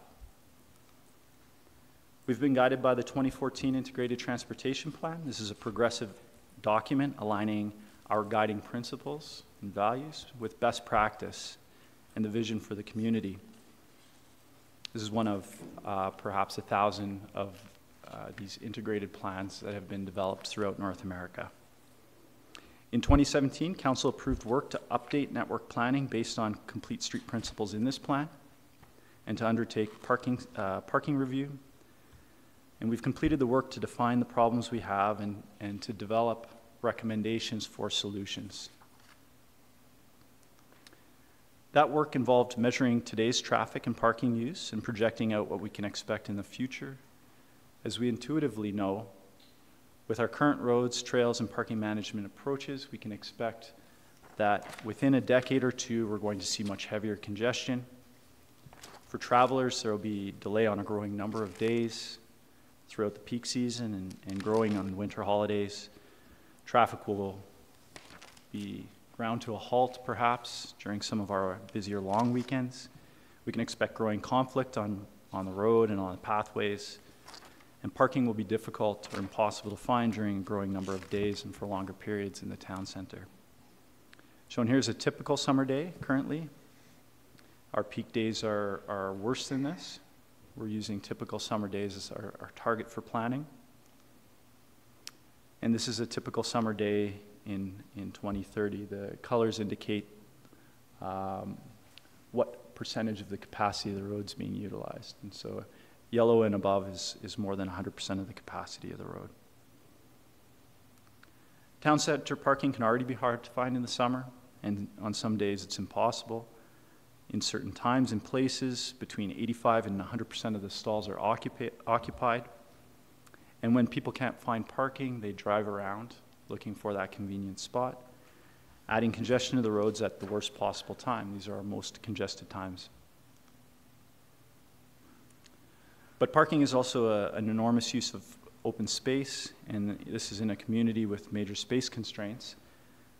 It's the single largest use of space, taking up approximately 85%. And this parking is underutilized for 90% of business hours. During those times, less than 70% of parking stalls are in use. Parking is very expensive, perhaps thousands of dollars per stall per year, and have costs associated with traffic generation, capital, and maintenance. So the parking resources we have, we want to see those well used. We can attempt to tackle congestion and parking challenges in a couple ways. The traditional approach in North America has focused on vehicle-oriented solutions. These solutions encourage an ever-expanding road and parking system for a projected ever-expanding vehicle demand. These solutions use single metric for decision-making, like vehicle delay at an intersection. They use letter grades that gives engineers and planners a sense of understanding and accomplishment. Busy intersection is deemed to have a level service of D, and in turn is upgraded with new turns and signals, and voila, the grade becomes an A. Driving public's happy, councils are happy, traffic engineers go away and get raises and awards at annual award ceremonies where we celebrate these things. But by the time we get back to the office with the awards on the wall, the positive effects of this work is already diminishing. New capacity at the intersections begun to fill. People who used to walk and bicycle now have longer distances to cross, more circuitous routes. They feel less safe, they feel less comfortable. They drive more and for more of their trips. That means adjacent intersections that once performed well become the bottlenecks in the system. In time, 4 years on average, any additional capacity on a corridor is filled and travel times again are on the rise. This creates public pressure to force administrations and councils to act. The cycle continues. Congestion gets relief. Congestion arrives. Relief becomes more expensive. As time goes on, the problems become bigger. And no one yet has accomplished building their way out of this problem. Rather, as communities, we're all feeling the impacts. These are impacts that aren't considered in highway manuals, but they have a profound effect on our community. Such as environmental impacts, we lose our natural areas, our public spaces. There's wildlife impacts, greenhouse gas emissions, air, soil, water pollution. It's an intensive use of resources to construct the infrastructure and the vehicles to be able to convey people around. There are social impacts, loss of public space, noise pollution, injury and death, separation of communities, isolation of individuals, health impacts due to inactivity. Economic impacts, we have very high vehicle ownership and operating costs, unsustainable sprawl, high infrastructure capital and maintenance costs. We use vast tracts of land for roads and parking.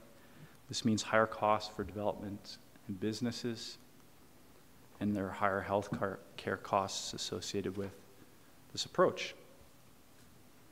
Alternatively, planners can consider a full range of solutions that consider social, environmental, economic costs and benefits. solutions that align with community values. Our 2016 MDP provides a vision for the community. Within it are clues as to how we should approach transportation and guiding principles. We want a community that is defined by its character, distinct identity anchored in the mountain surroundings and our mining history. We want to acknowledge the limits imposed by our environment and have a built form that blends into that environmental space. We want to maintain the town center as a focal point of our community. The vision builds on values for mining the future that envision a sustainable community for future generations, celebrating a wide range of people, perspectives, and lifestyles, and creating a shared sense of belonging in a connected community. The MDP provides policy which suggests exercising leadership and environmental excellence through innovation and creativity, enhancing pedestrian and cycle infrastructure to encourage multimodal transportation, and support programs and initiatives that minimize our contribution to or mitigate the impacts of climate change. The Integrated Transportation Plan goes into further detail, providing guiding principles. A multimodal network that connects neighborhoods, places of interest, a transportation system that will provide mobility and access for all, a transportation system that reinforces the town center as the heart of the community, transportation corridors that are aesthetically pleasing, and destinations, not just places to move through, and a transportation system that's developed and maintained in a responsible and sustainable manner. Community values translating into a vision, into principles, and once we move away from traditional traffic engineering, into practical and effective solutions. These solutions are harder to get support from communities and council for because they work precisely the opposite way the vehicle-oriented solutions do. The impacts are felt early. They bring backlash. However, the benefits grow over time. In September of 2016, I presented progress updates to Council for transportation initiatives. At the time, I outlined a number of challenges we were having: steep learning curves. This is a new technical area for many communities. Figuring out best practice, applying best practice designs to our local conditions, figuring out the maintenance piece, the fire access pieces. The projects are more complex, they have higher engagement needs, they have higher upfront costs. That fall, Council approved a capital project to undertake the planning work needed to show how our streets would work in the future and provide us with standard design guidelines we could apply. And as part of those efforts, and based on the recently completed parking study, we're recommending strategies and updates to the Integrated Transportation Plan for streets, and are working on strategies and initiatives for an implementation plan for parking, transit, and land use policy. The focus of this presentation is on the network piece. I'm going to turn it over to Mr. Olson now, who will speak to the recommended updates for the Integrated Transportation Plan. Thanks, Andy. Good afternoon, Council. The next 10 minutes or so is focused primarily on the streets and the network aspect of the ITP update, and I'd like to walk you through that. So there's 3 key objectives to the ITP. The first one is to develop implementable complete streets. Excuse me. Complete streets network with adequate capacity to address Canmore's future transportation demands. The second is to develop complete streets guidelines, so some design guidance around how we actually build complete streets. And thirdly, to develop an implementation plan that identifies short and long-term intersection and corridor improvements to realize the overall vision of the plan. So I'll start with just a definition of complete streets. A lot of people think that it's just simply adding sidewalks and bicycle infrastructure to streets, but it's a little more complex than that. It's a fundamental review of the balance between traffic modes, walking, cycling, transit, driving, and a balance between land use, space, and traffic. So it's more aligned with the values of the community than simply just adding sidewalks and bike lanes. Three key principles of complete streets that I just wanted to walk through were let form influence behavior. So too much, the traditional way of doing things is to let, roads are for cars, so let's let the movement of cars dictate how we design our streets, and rather the approach that we need to take is more contemporary form where we let the form and function of the street sort of dictate behavior. So if we narrow streets, we can make it more of a livable place for pedestrians and cyclists. So it's a bit of a different approach in North America to do this contemporary approach. They've been doing it in Europe for many decades. Reducing speeds is key. What this graph illustrates is that if a pedestrian is impacted at, say, 50 kilometers an hour, the chances of fatality are quite high. If you reduce those impact speeds into the 30 kilometer an hour range, that goes down to 10%. So what's key is if we have pedestrians and cyclists on our street environment, we need to protect them if those speeds are going to be higher than 30 kilometers an hour. A third element about complete streets or principle is just a balance between link and place. Too much we think about streets as just a movement of vehicles and goods, but streets also play a function. They also play a function in terms of placemaking, where people want to do their activities, they want to have a conversation, they want to walk and shop.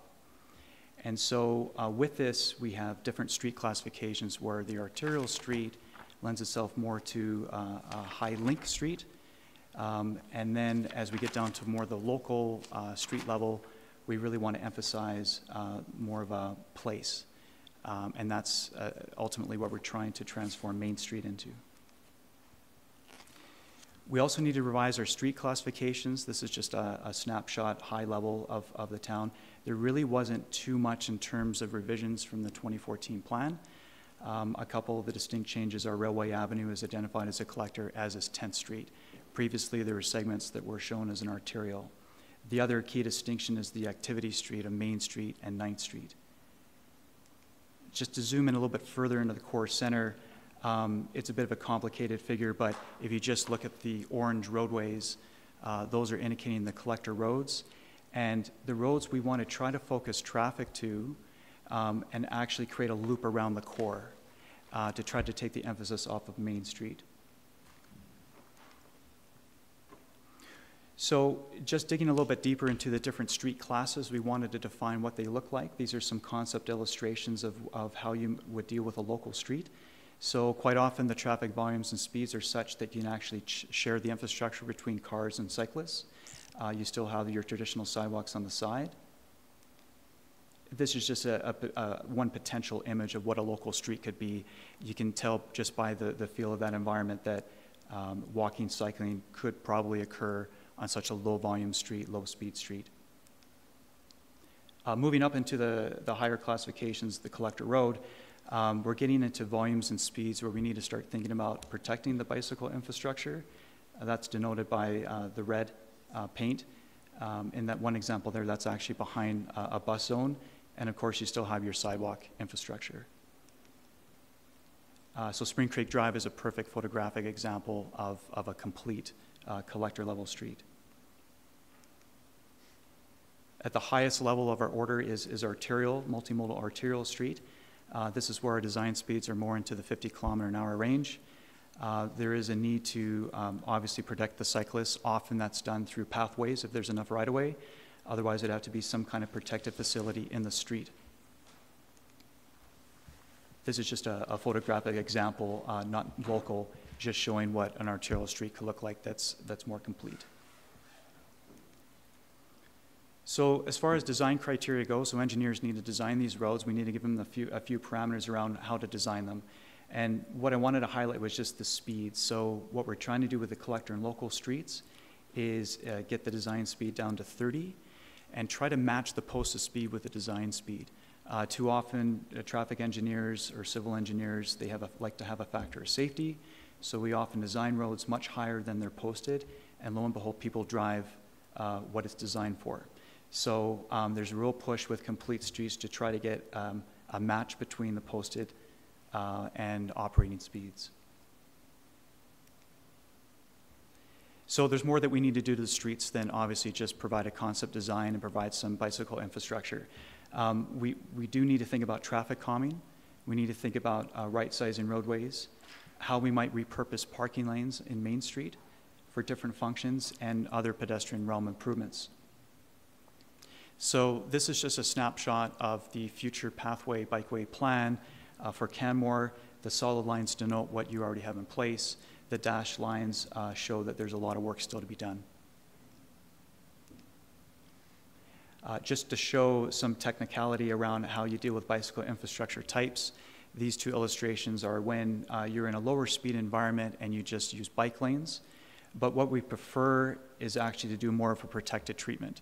So these are different types of cycle track protected environments. These are used in downtown Calgary and a few examples in the core. And so you can protect cyclists a few different ways. You can use vertical deflection and paint, park cars, different vertical elements to protect them physically from the moving traffic. Traffic calming is very important.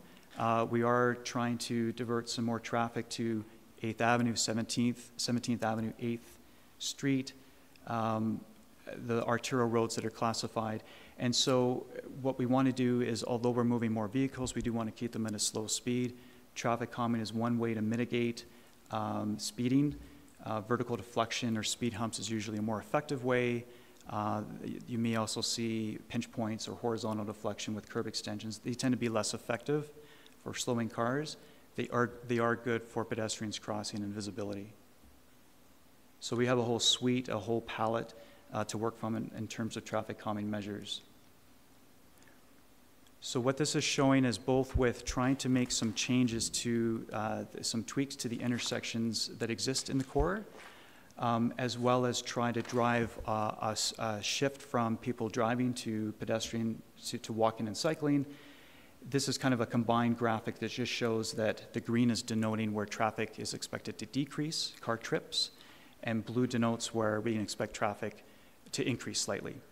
And I want to stress that this is a blended graphic showing both that people have gotten out of their vehicle, but if they stay in their vehicle, they've gone to different route choices. Sorry, can I just interrupt on that slide? So on Bow Valley Trail, it kind of looks like it's an amorphous color, kind of blue, then green, then blue. So is that saying what I think it's saying?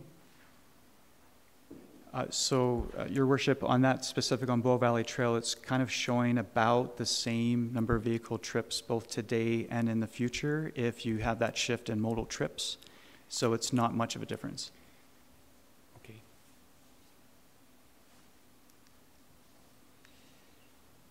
So some graphics that we've used in the ITP update, and you'll see this, of course, in the bigger document in a couple months, but in the exec summary, it's just showing the volume to capacity ratio, or sort of an illustration of congestion of the network. So typical summer, you're starting to see congestion on the entrance points to the core on Main Street.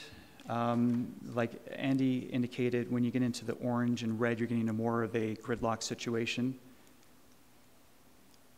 If we do nothing, and again, typical summer, you obviously see a lot more gridlock occurring on Main Street and some places along 10th Street.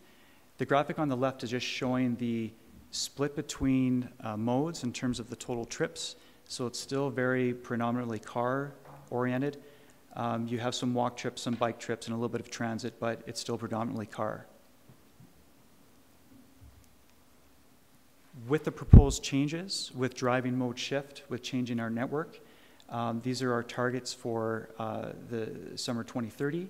We're trying to get towards achieve a 60% traffic split.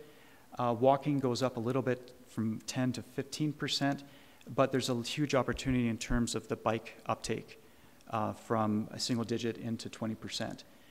Transit, through some initiatives there, the hope is to try to achieve a target of 5%. And as you can see from the congestion map, we're moving actually a lot more people, not necessarily cars, but we're moving more people, and we're not seeing those gridlock conditions, Main Street, 10th Street, and other major corridors. So, trying to figure out how to say what I'm thinking. So this is comparison just in summer months when we know there's heavy congestion. And is our philosophy or guiding plan that congestion in the winter is continuing, or is so much lower and will continue to be so much lower that what we're talking about, the proposed changes, it's really designed around summer use. And in winter use, of course, people are just simply not going to be using bikes and walking as readily. Do we have to worry about what the streets look like in the winter?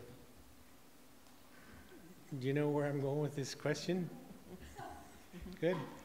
You see, they understand me.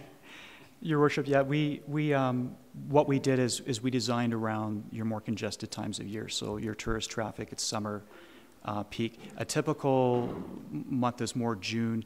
August, you're getting into extreme peaks like August long weekend where you see a lot of congestion downtown. So the targets are set around those peak months. We do have some language around winter where obviously the uptake of cycling and some walking would not be nearly as high. We hope the transit's still high. But yeah, you don't see anywhere near the traffic volumes. And so we weren't analyzing that. We were only analyzing the summer. And that sort of gets to the nub of it. So the changes that we're suggesting for street design, which will intentionally put some constraint on driving on some of the streets. Because of the volume of traffic in the winter, it won't be that impacting those changes. But they will be impacting in the summer, which is when we want them to be impacting. That's correct. That's correct, Your Worship. And just to add, obviously there's a need for snow storage considerations in those parking or ancillary zones. You may not have the temporary parklets and things on Main Street that type of year either, so that might offset the space that you need.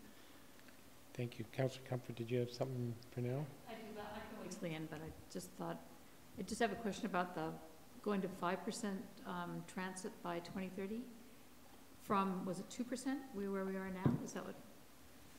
We are at 1 or 2% currently.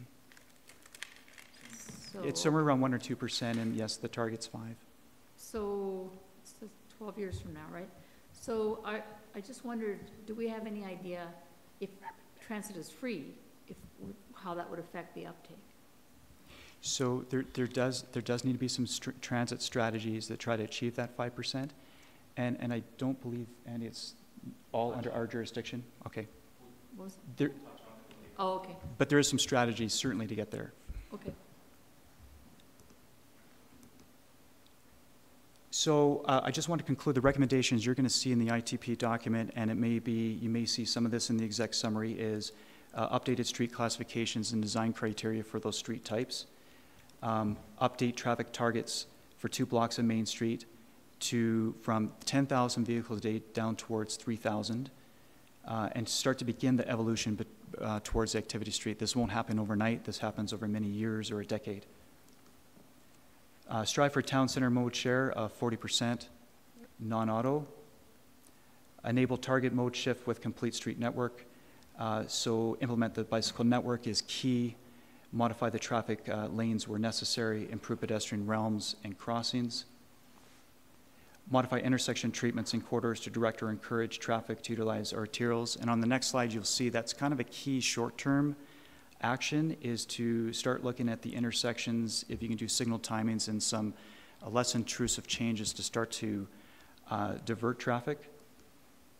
And traffic calm to reduce traffic speeds, particularly on the busier streets where we may be directing perhaps more vehicles to. The other thing is, of course, is we only have limited control over how we post our speeds. Just like Calgary, it's 50 unless posted otherwise, and that's provincial legislation. So there is some need to see how we can work around that. And also bicycle use. The Traffic Safety Act tends to impede a lot of bicycle design, and so we want to tackle that as well. Maybe we can get a special charter status like the city and just make up our own rules like they can do now. Just a last slide for me, and just getting a little bit into network implementation. So we have this graphic that shows the town center with some numbers. We've numbered the intersections, we numbered a few corridors, and a table that might be hard to read, but just, you know, the initial stages, what we need to do is 1, 2, 3 are intersections along Railway Avenue that we need to look at, perhaps signal timing changes. We may need to do some modifications at the north end where it accesses 17th Avenue, Fairholme. In terms of perhaps a roundabout or signals or something to encourage the flow through that intersection and discourage it somewhat at Main Street and 10th Street. The second phase would be focusing again on the arterial route around the core on the north end, so number 12, 7, 8, 9, and start looking at modifying those intersections. And then lastly, then we would go into the core and start modifying the intersections 5, 4, 11, those along 6th Avenue and 7th Avenue. We want to make sure that the network is set up in place to handle any kind of deflection of traffic through the town. The implementation plan that Annie's going to talk about a little bit more, we're going to dive into this a little bit deeper. This is just sort of first stages of our thinking in terms of implementation. And that's all from me. I'll hand it back to Andy. Thank you.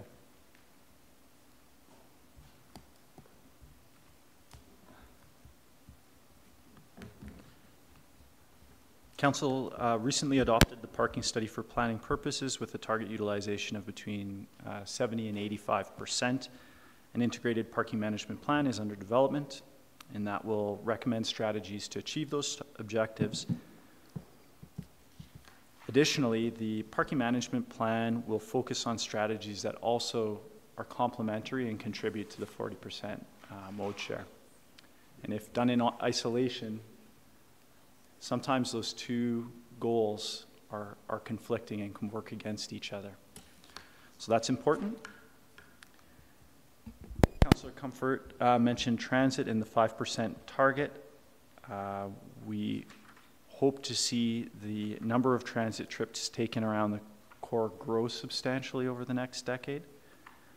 We're recommending a 5% target, and along with that, there are a number of strategies that we can look at to achieve it.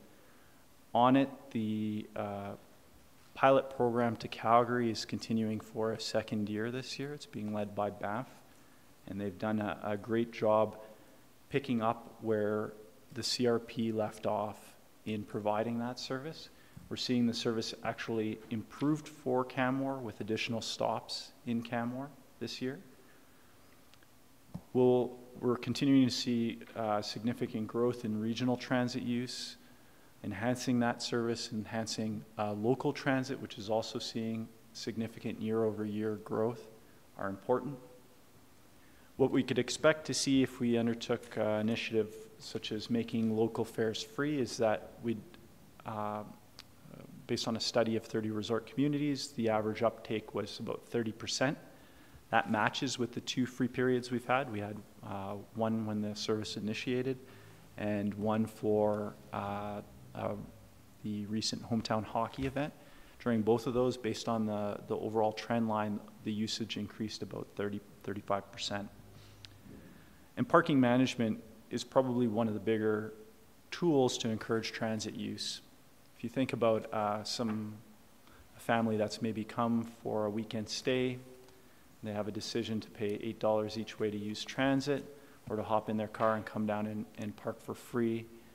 Most certainly they're going to choose to hop in their car, but if they have what is essentially a shuttle service from out in Three Sisters versus coming down and contending with parking, perhaps paying for parking, you can start to influence choice and provide really great alternatives for people so that they can make those choices. Land use policy that supports active transport and transit use is as important as any other aspect of our program. These are the places where trips start and end, and built form can be a big barrier, or it can make walking, cycling, and using transit a pleasure. And so we're working on land use bylaw updates with the planning department and engineering guideline updates that will improve development. In the meantime, we've worked with a dozen developers, perhaps more, and have had really great success for buy-in to improvements. There's a clear win-win here. This is better development, not just for the community in terms of the impact on the transportation system. This is better development for customers, for the people who are going to be moving into these places. And developers see that benefit. A few highlights: Shops of Canmore shown here, separated and protected pathways and sidewalks. We have new hotels building pathways largely at their cost. Spring Creek Drive was a partnership last year. Second phase of that is happening now at Spring Creek Gate with an actual improvement even on the facilities, paid entirely at the developer's cost.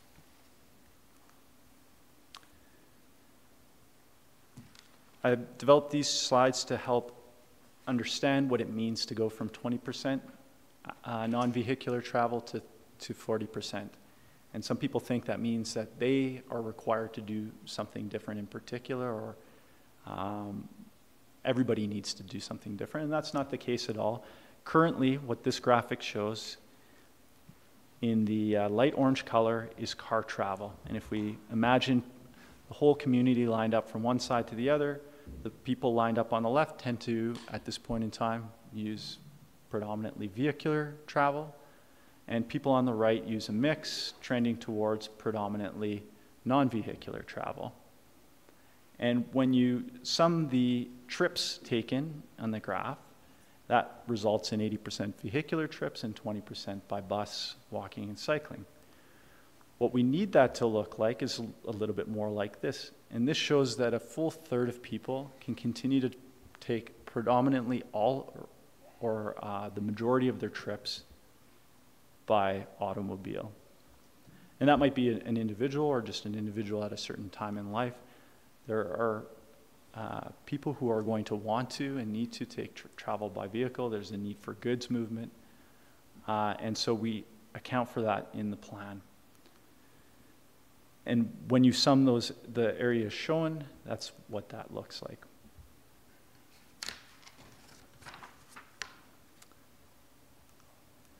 In summary, we are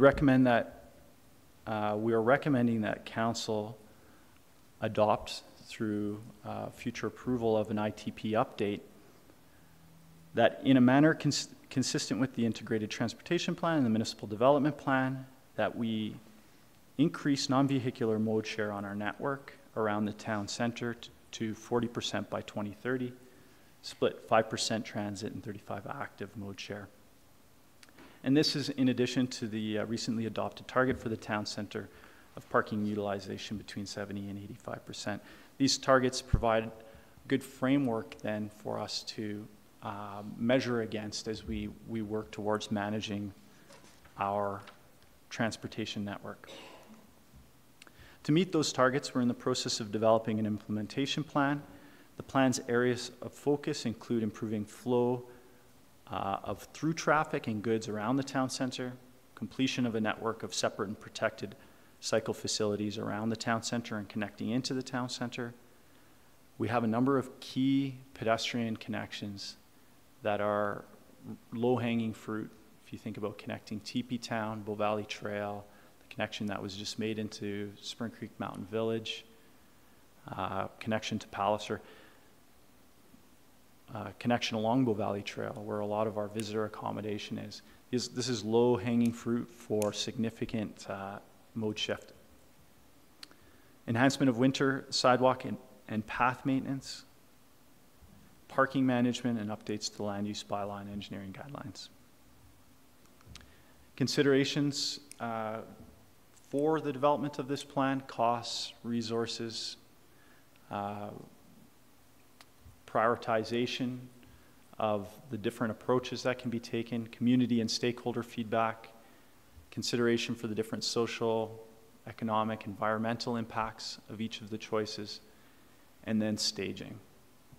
Some of this comes down to we have a philosophical approach and we complete the work as resources permit and we build towards a future vision, and it might take time. For communities in Northern Europe that looked exactly like ours in the 1970s, that took decades. It took a very intentional approach. They made some dramatic transformation. Each 10 years you can look and those communities were able to transform themselves to where they're at today. And we need to take that long view for our transportation network here as well.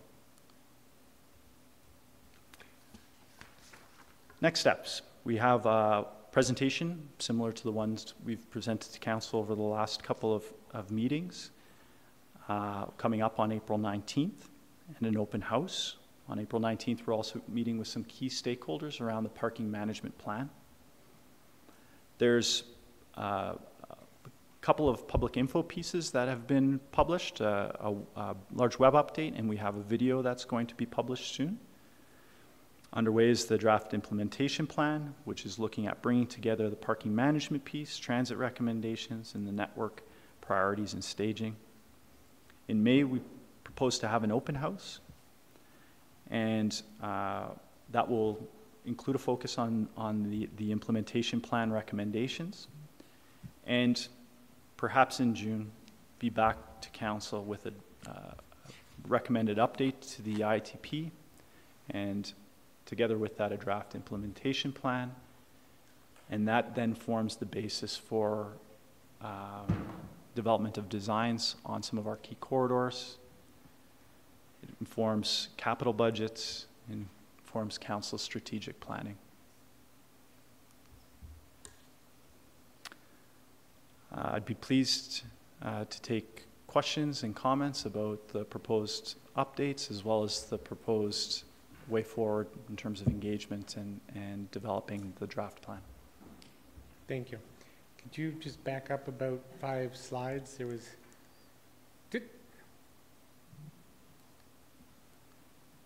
Yeah, no, that. This one? The one that we're just on. No.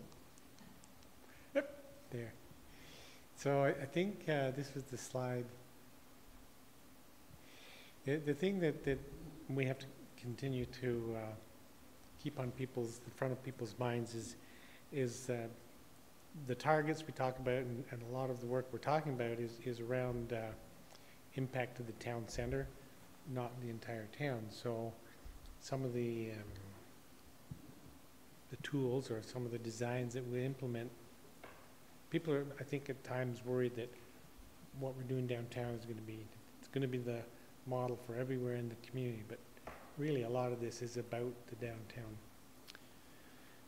We want things to look and feel like a consistent way. And so when you drive into a residential neighborhood anywhere, we want that to feel good, we want it to be safe, we want it to be comfortable. So I certainly think the approach is here. We would want to find a way to roll that out into neighborhoods to address the significant concerns that we receive all the time around the current road designs, and have a way to address that. In terms of the collector arterial roads, very similarly, we want those to have a similar look and feel. The focus is, and Council's priority is around the town center, because that's where transportation management is most important. And this is one of the big challenges communities have. We saw it in Edmonton. They said, we want to build streets in this way. And it's expensive and it's difficult to change streets. So what we're going to do is, as each street comes up for rehabilitation, we're going to make a change to it, and we're going to improve it. And that approach is difficult because then you get these isolated sections of improvements and people don't understand. We even saw it here up on Benchlands, where it's a key hub. It connects transit into a large area. It's the beginning of a major commuter route, Cougar commuter route, down into the town center. But it's just far enough outside of the areas that people perceive to be the acute transportation problems right now that the feeling was it's not a priority. we were there doing rehab, so it was an opportune time to make those changes. And so that's what we'll have to balance going forward in terms of where changes are made and where we prioritize. Our ultimate goal is to have consistency in our streets. So as Three Sisters develops, we will certainly want them to adopt the principles in here and build their streets right from go in a way that's going to minimize the contribution to road congestion. But in terms of how we prioritize our road improvements, we need to balance. The fortunate thing is a lot of the roads that are around the core are due to have some form of refreshing done for rehab. So that's where the priority will be, but the changes can happen community-wide. Thanks for that answer.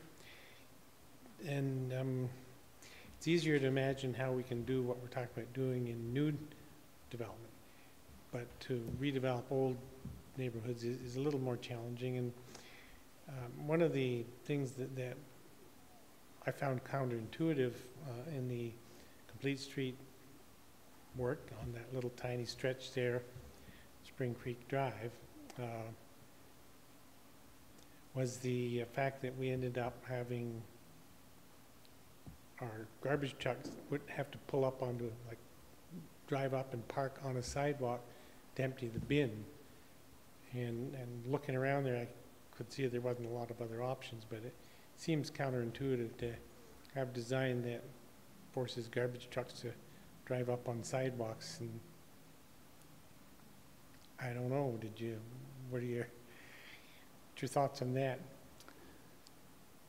So it was a challenging location, quite constrained, and there wasn't a lot of option or appetite to explore off-street locations for those bins.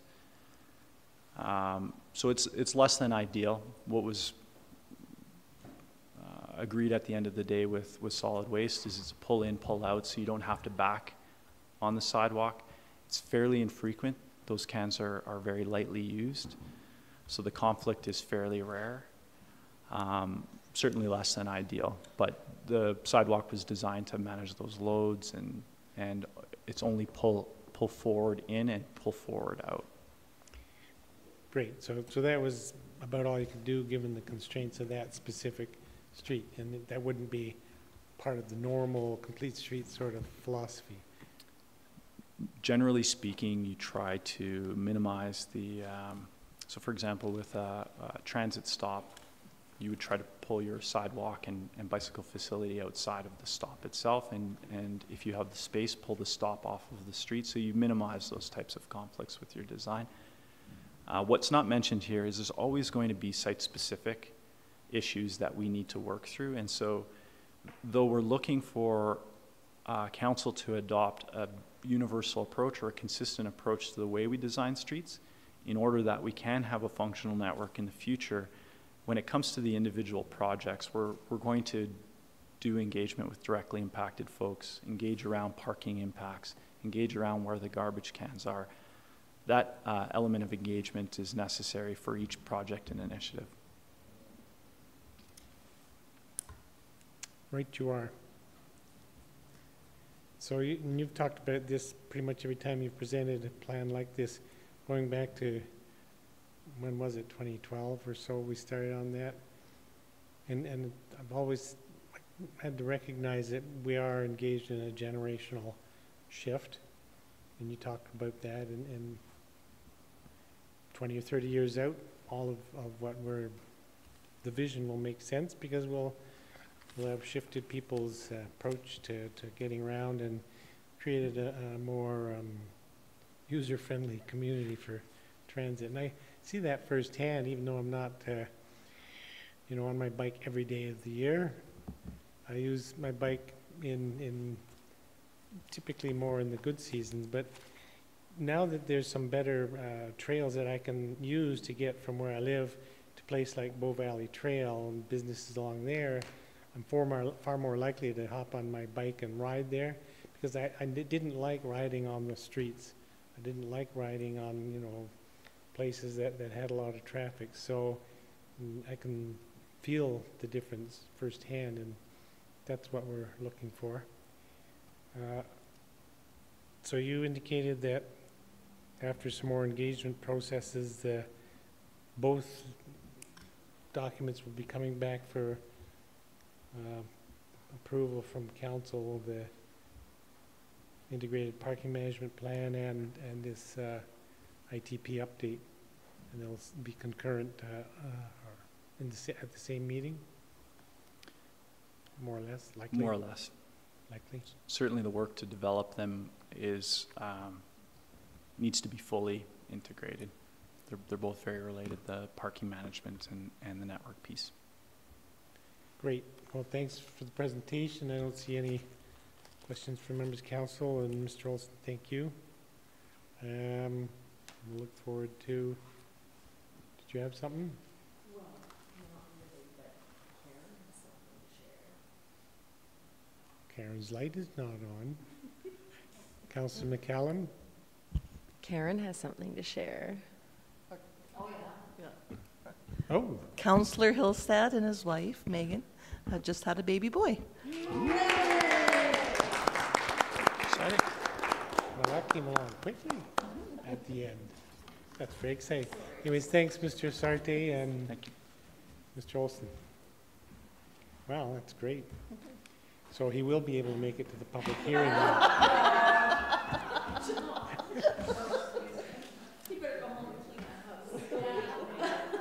Okay. All righty then, we're going to move on to item E1. Council updates. And the usual practice, I'll just throw the mic open. Any questions from any members of council to any other members of council? Councillor Comfort? Not a question, but a little boost for Wild Smart Spare Day up at Canmore Nordic Center this Saturday. They have some new and exciting things that they're doing to terrify you with a bear leaping out at you from the forest somehow. I'm not sure, but that should be fun. Excellent. Yeah. Yeah. I have a question for Councillor Comfort. In your report on the ERC, the work the ERC did for on the solar incentive program, notes that it was oversubscribed. 8 incentives were available. Do you know, top of your mind, how many applications there were? I can't remember. I would have put it in. Was it like 1 or 2 above? At least, yeah. Not like 3-4 times? Oh, no, not No, 3 or 4 just a times. small number more. Yeah.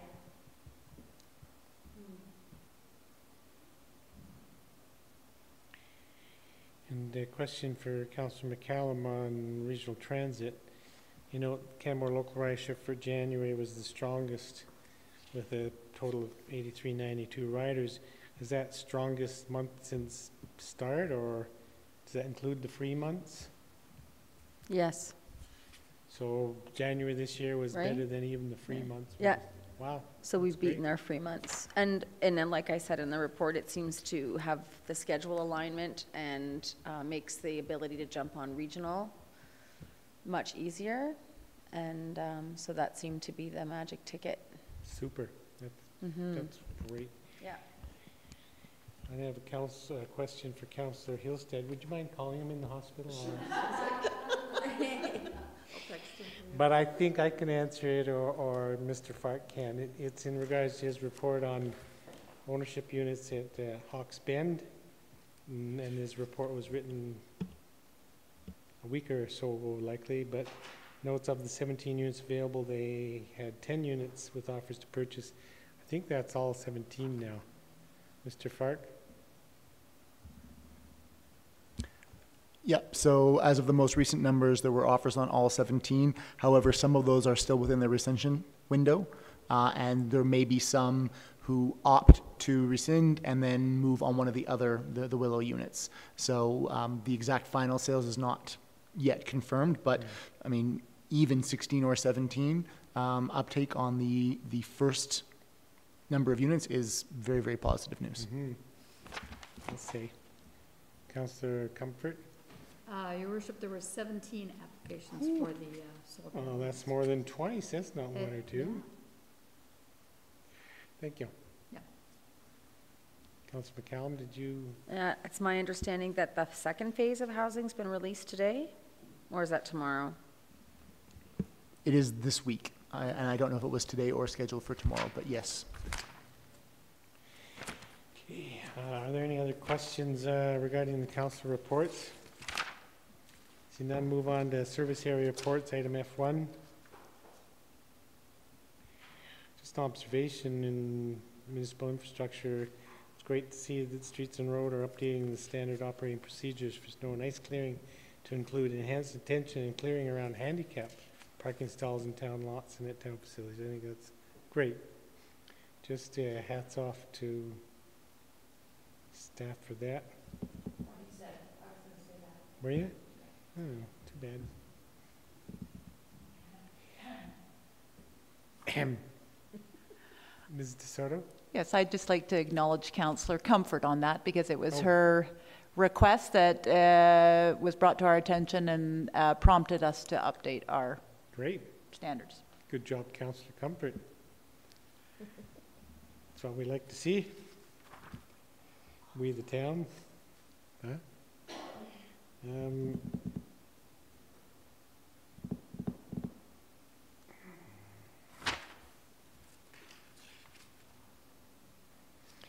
And I guess for Mr. Fark as well, under, I'm jumping ahead, municipal infrastructure section C, the note that as of March 13, there were approximately 55 Airbnb and VRBO listings remaining in residential zones.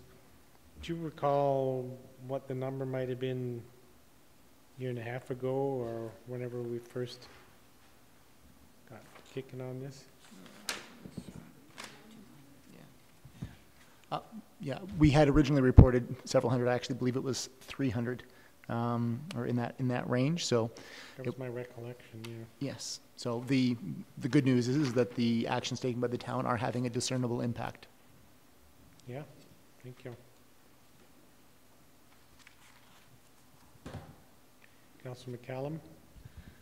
Thank you, Your Worship. I just had a question about ADU incentive program, which I'm happy to see back again. Have we had anybody apply yet? And what are the conditions in terms of application? Are plans required of the changes for the ADU, or accessory dwelling units for those not looking at an agenda? Sorry. Page 5 of 9, which is page 106 of 111. Yeah. So as noted in the report, there are a number of conditions that are required in order to apply for the grant, including it must remain a rental for a 5-year period. There is a reduced rent. There is an eligibility criteria for it must be a local person. And we do register the grant agreement on title to ensure compliance with it. So those are the conditions that are in place. I believe that Ms. Ramos-Strankman earlier alluded to the fact that the uptake so far had been good. Oh, excellent. I don't have the exact number, but I understand that we are receiving applications. Oh, that's excellent, because we had none before. The previous time we attempted this, we did not. That's correct. Mm-hmm. But this time around, there seems to be more interest. Yay, that's great. Thank you. And I believe here to hear it. You can practice it in front of a mirror. Hey.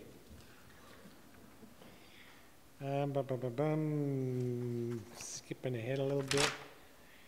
Operational updates under facilities. And then back to you. Notes that lighting in the aquatics department, replacement lights are no longer available for some of the fixtures in a full bath replacement, et cetera, et cetera. So I was just surprised to read that this soon after having built the facility, replacement lights wouldn't be available. Just curious. We were also surprised. Oh. We were also surprised by the speed with which the lighting deteriorated. So we would have anticipated with the the design and the relatively recent nature of the building that we would have had better lumen production for a longer period of time. Mm-hmm. That has not proved to be the case, and that's why we are taking the proactive measures that we are currently. Great, thank you. Councillor Comfort. Yeah, I just wondered, the hole in the road up on Three Sisters Parkway, the void, just wondering, will we get an The update void. on that from Alberta Transportation on what it is, how deep it is, like that? Yes, as AT continues to do their remediation work, they will keep us advised, similar to how they advised us of their current course of action, and we can bring those updates back to council as they become available. Thank you.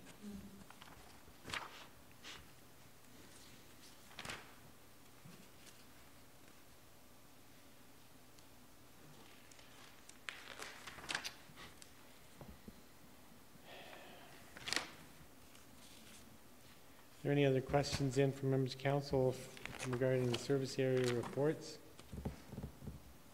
See none. We have the last item, council resolution action list. And I just have one question which we've talked about before. Motion 158, 2015. Second motion regarding tourist accommodation options, which has been painful to get to, but the action status notes will require significant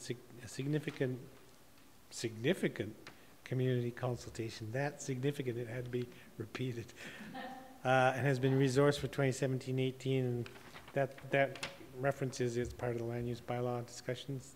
That's what I thought. Thanks. Any other comments, questions on council resolution action list?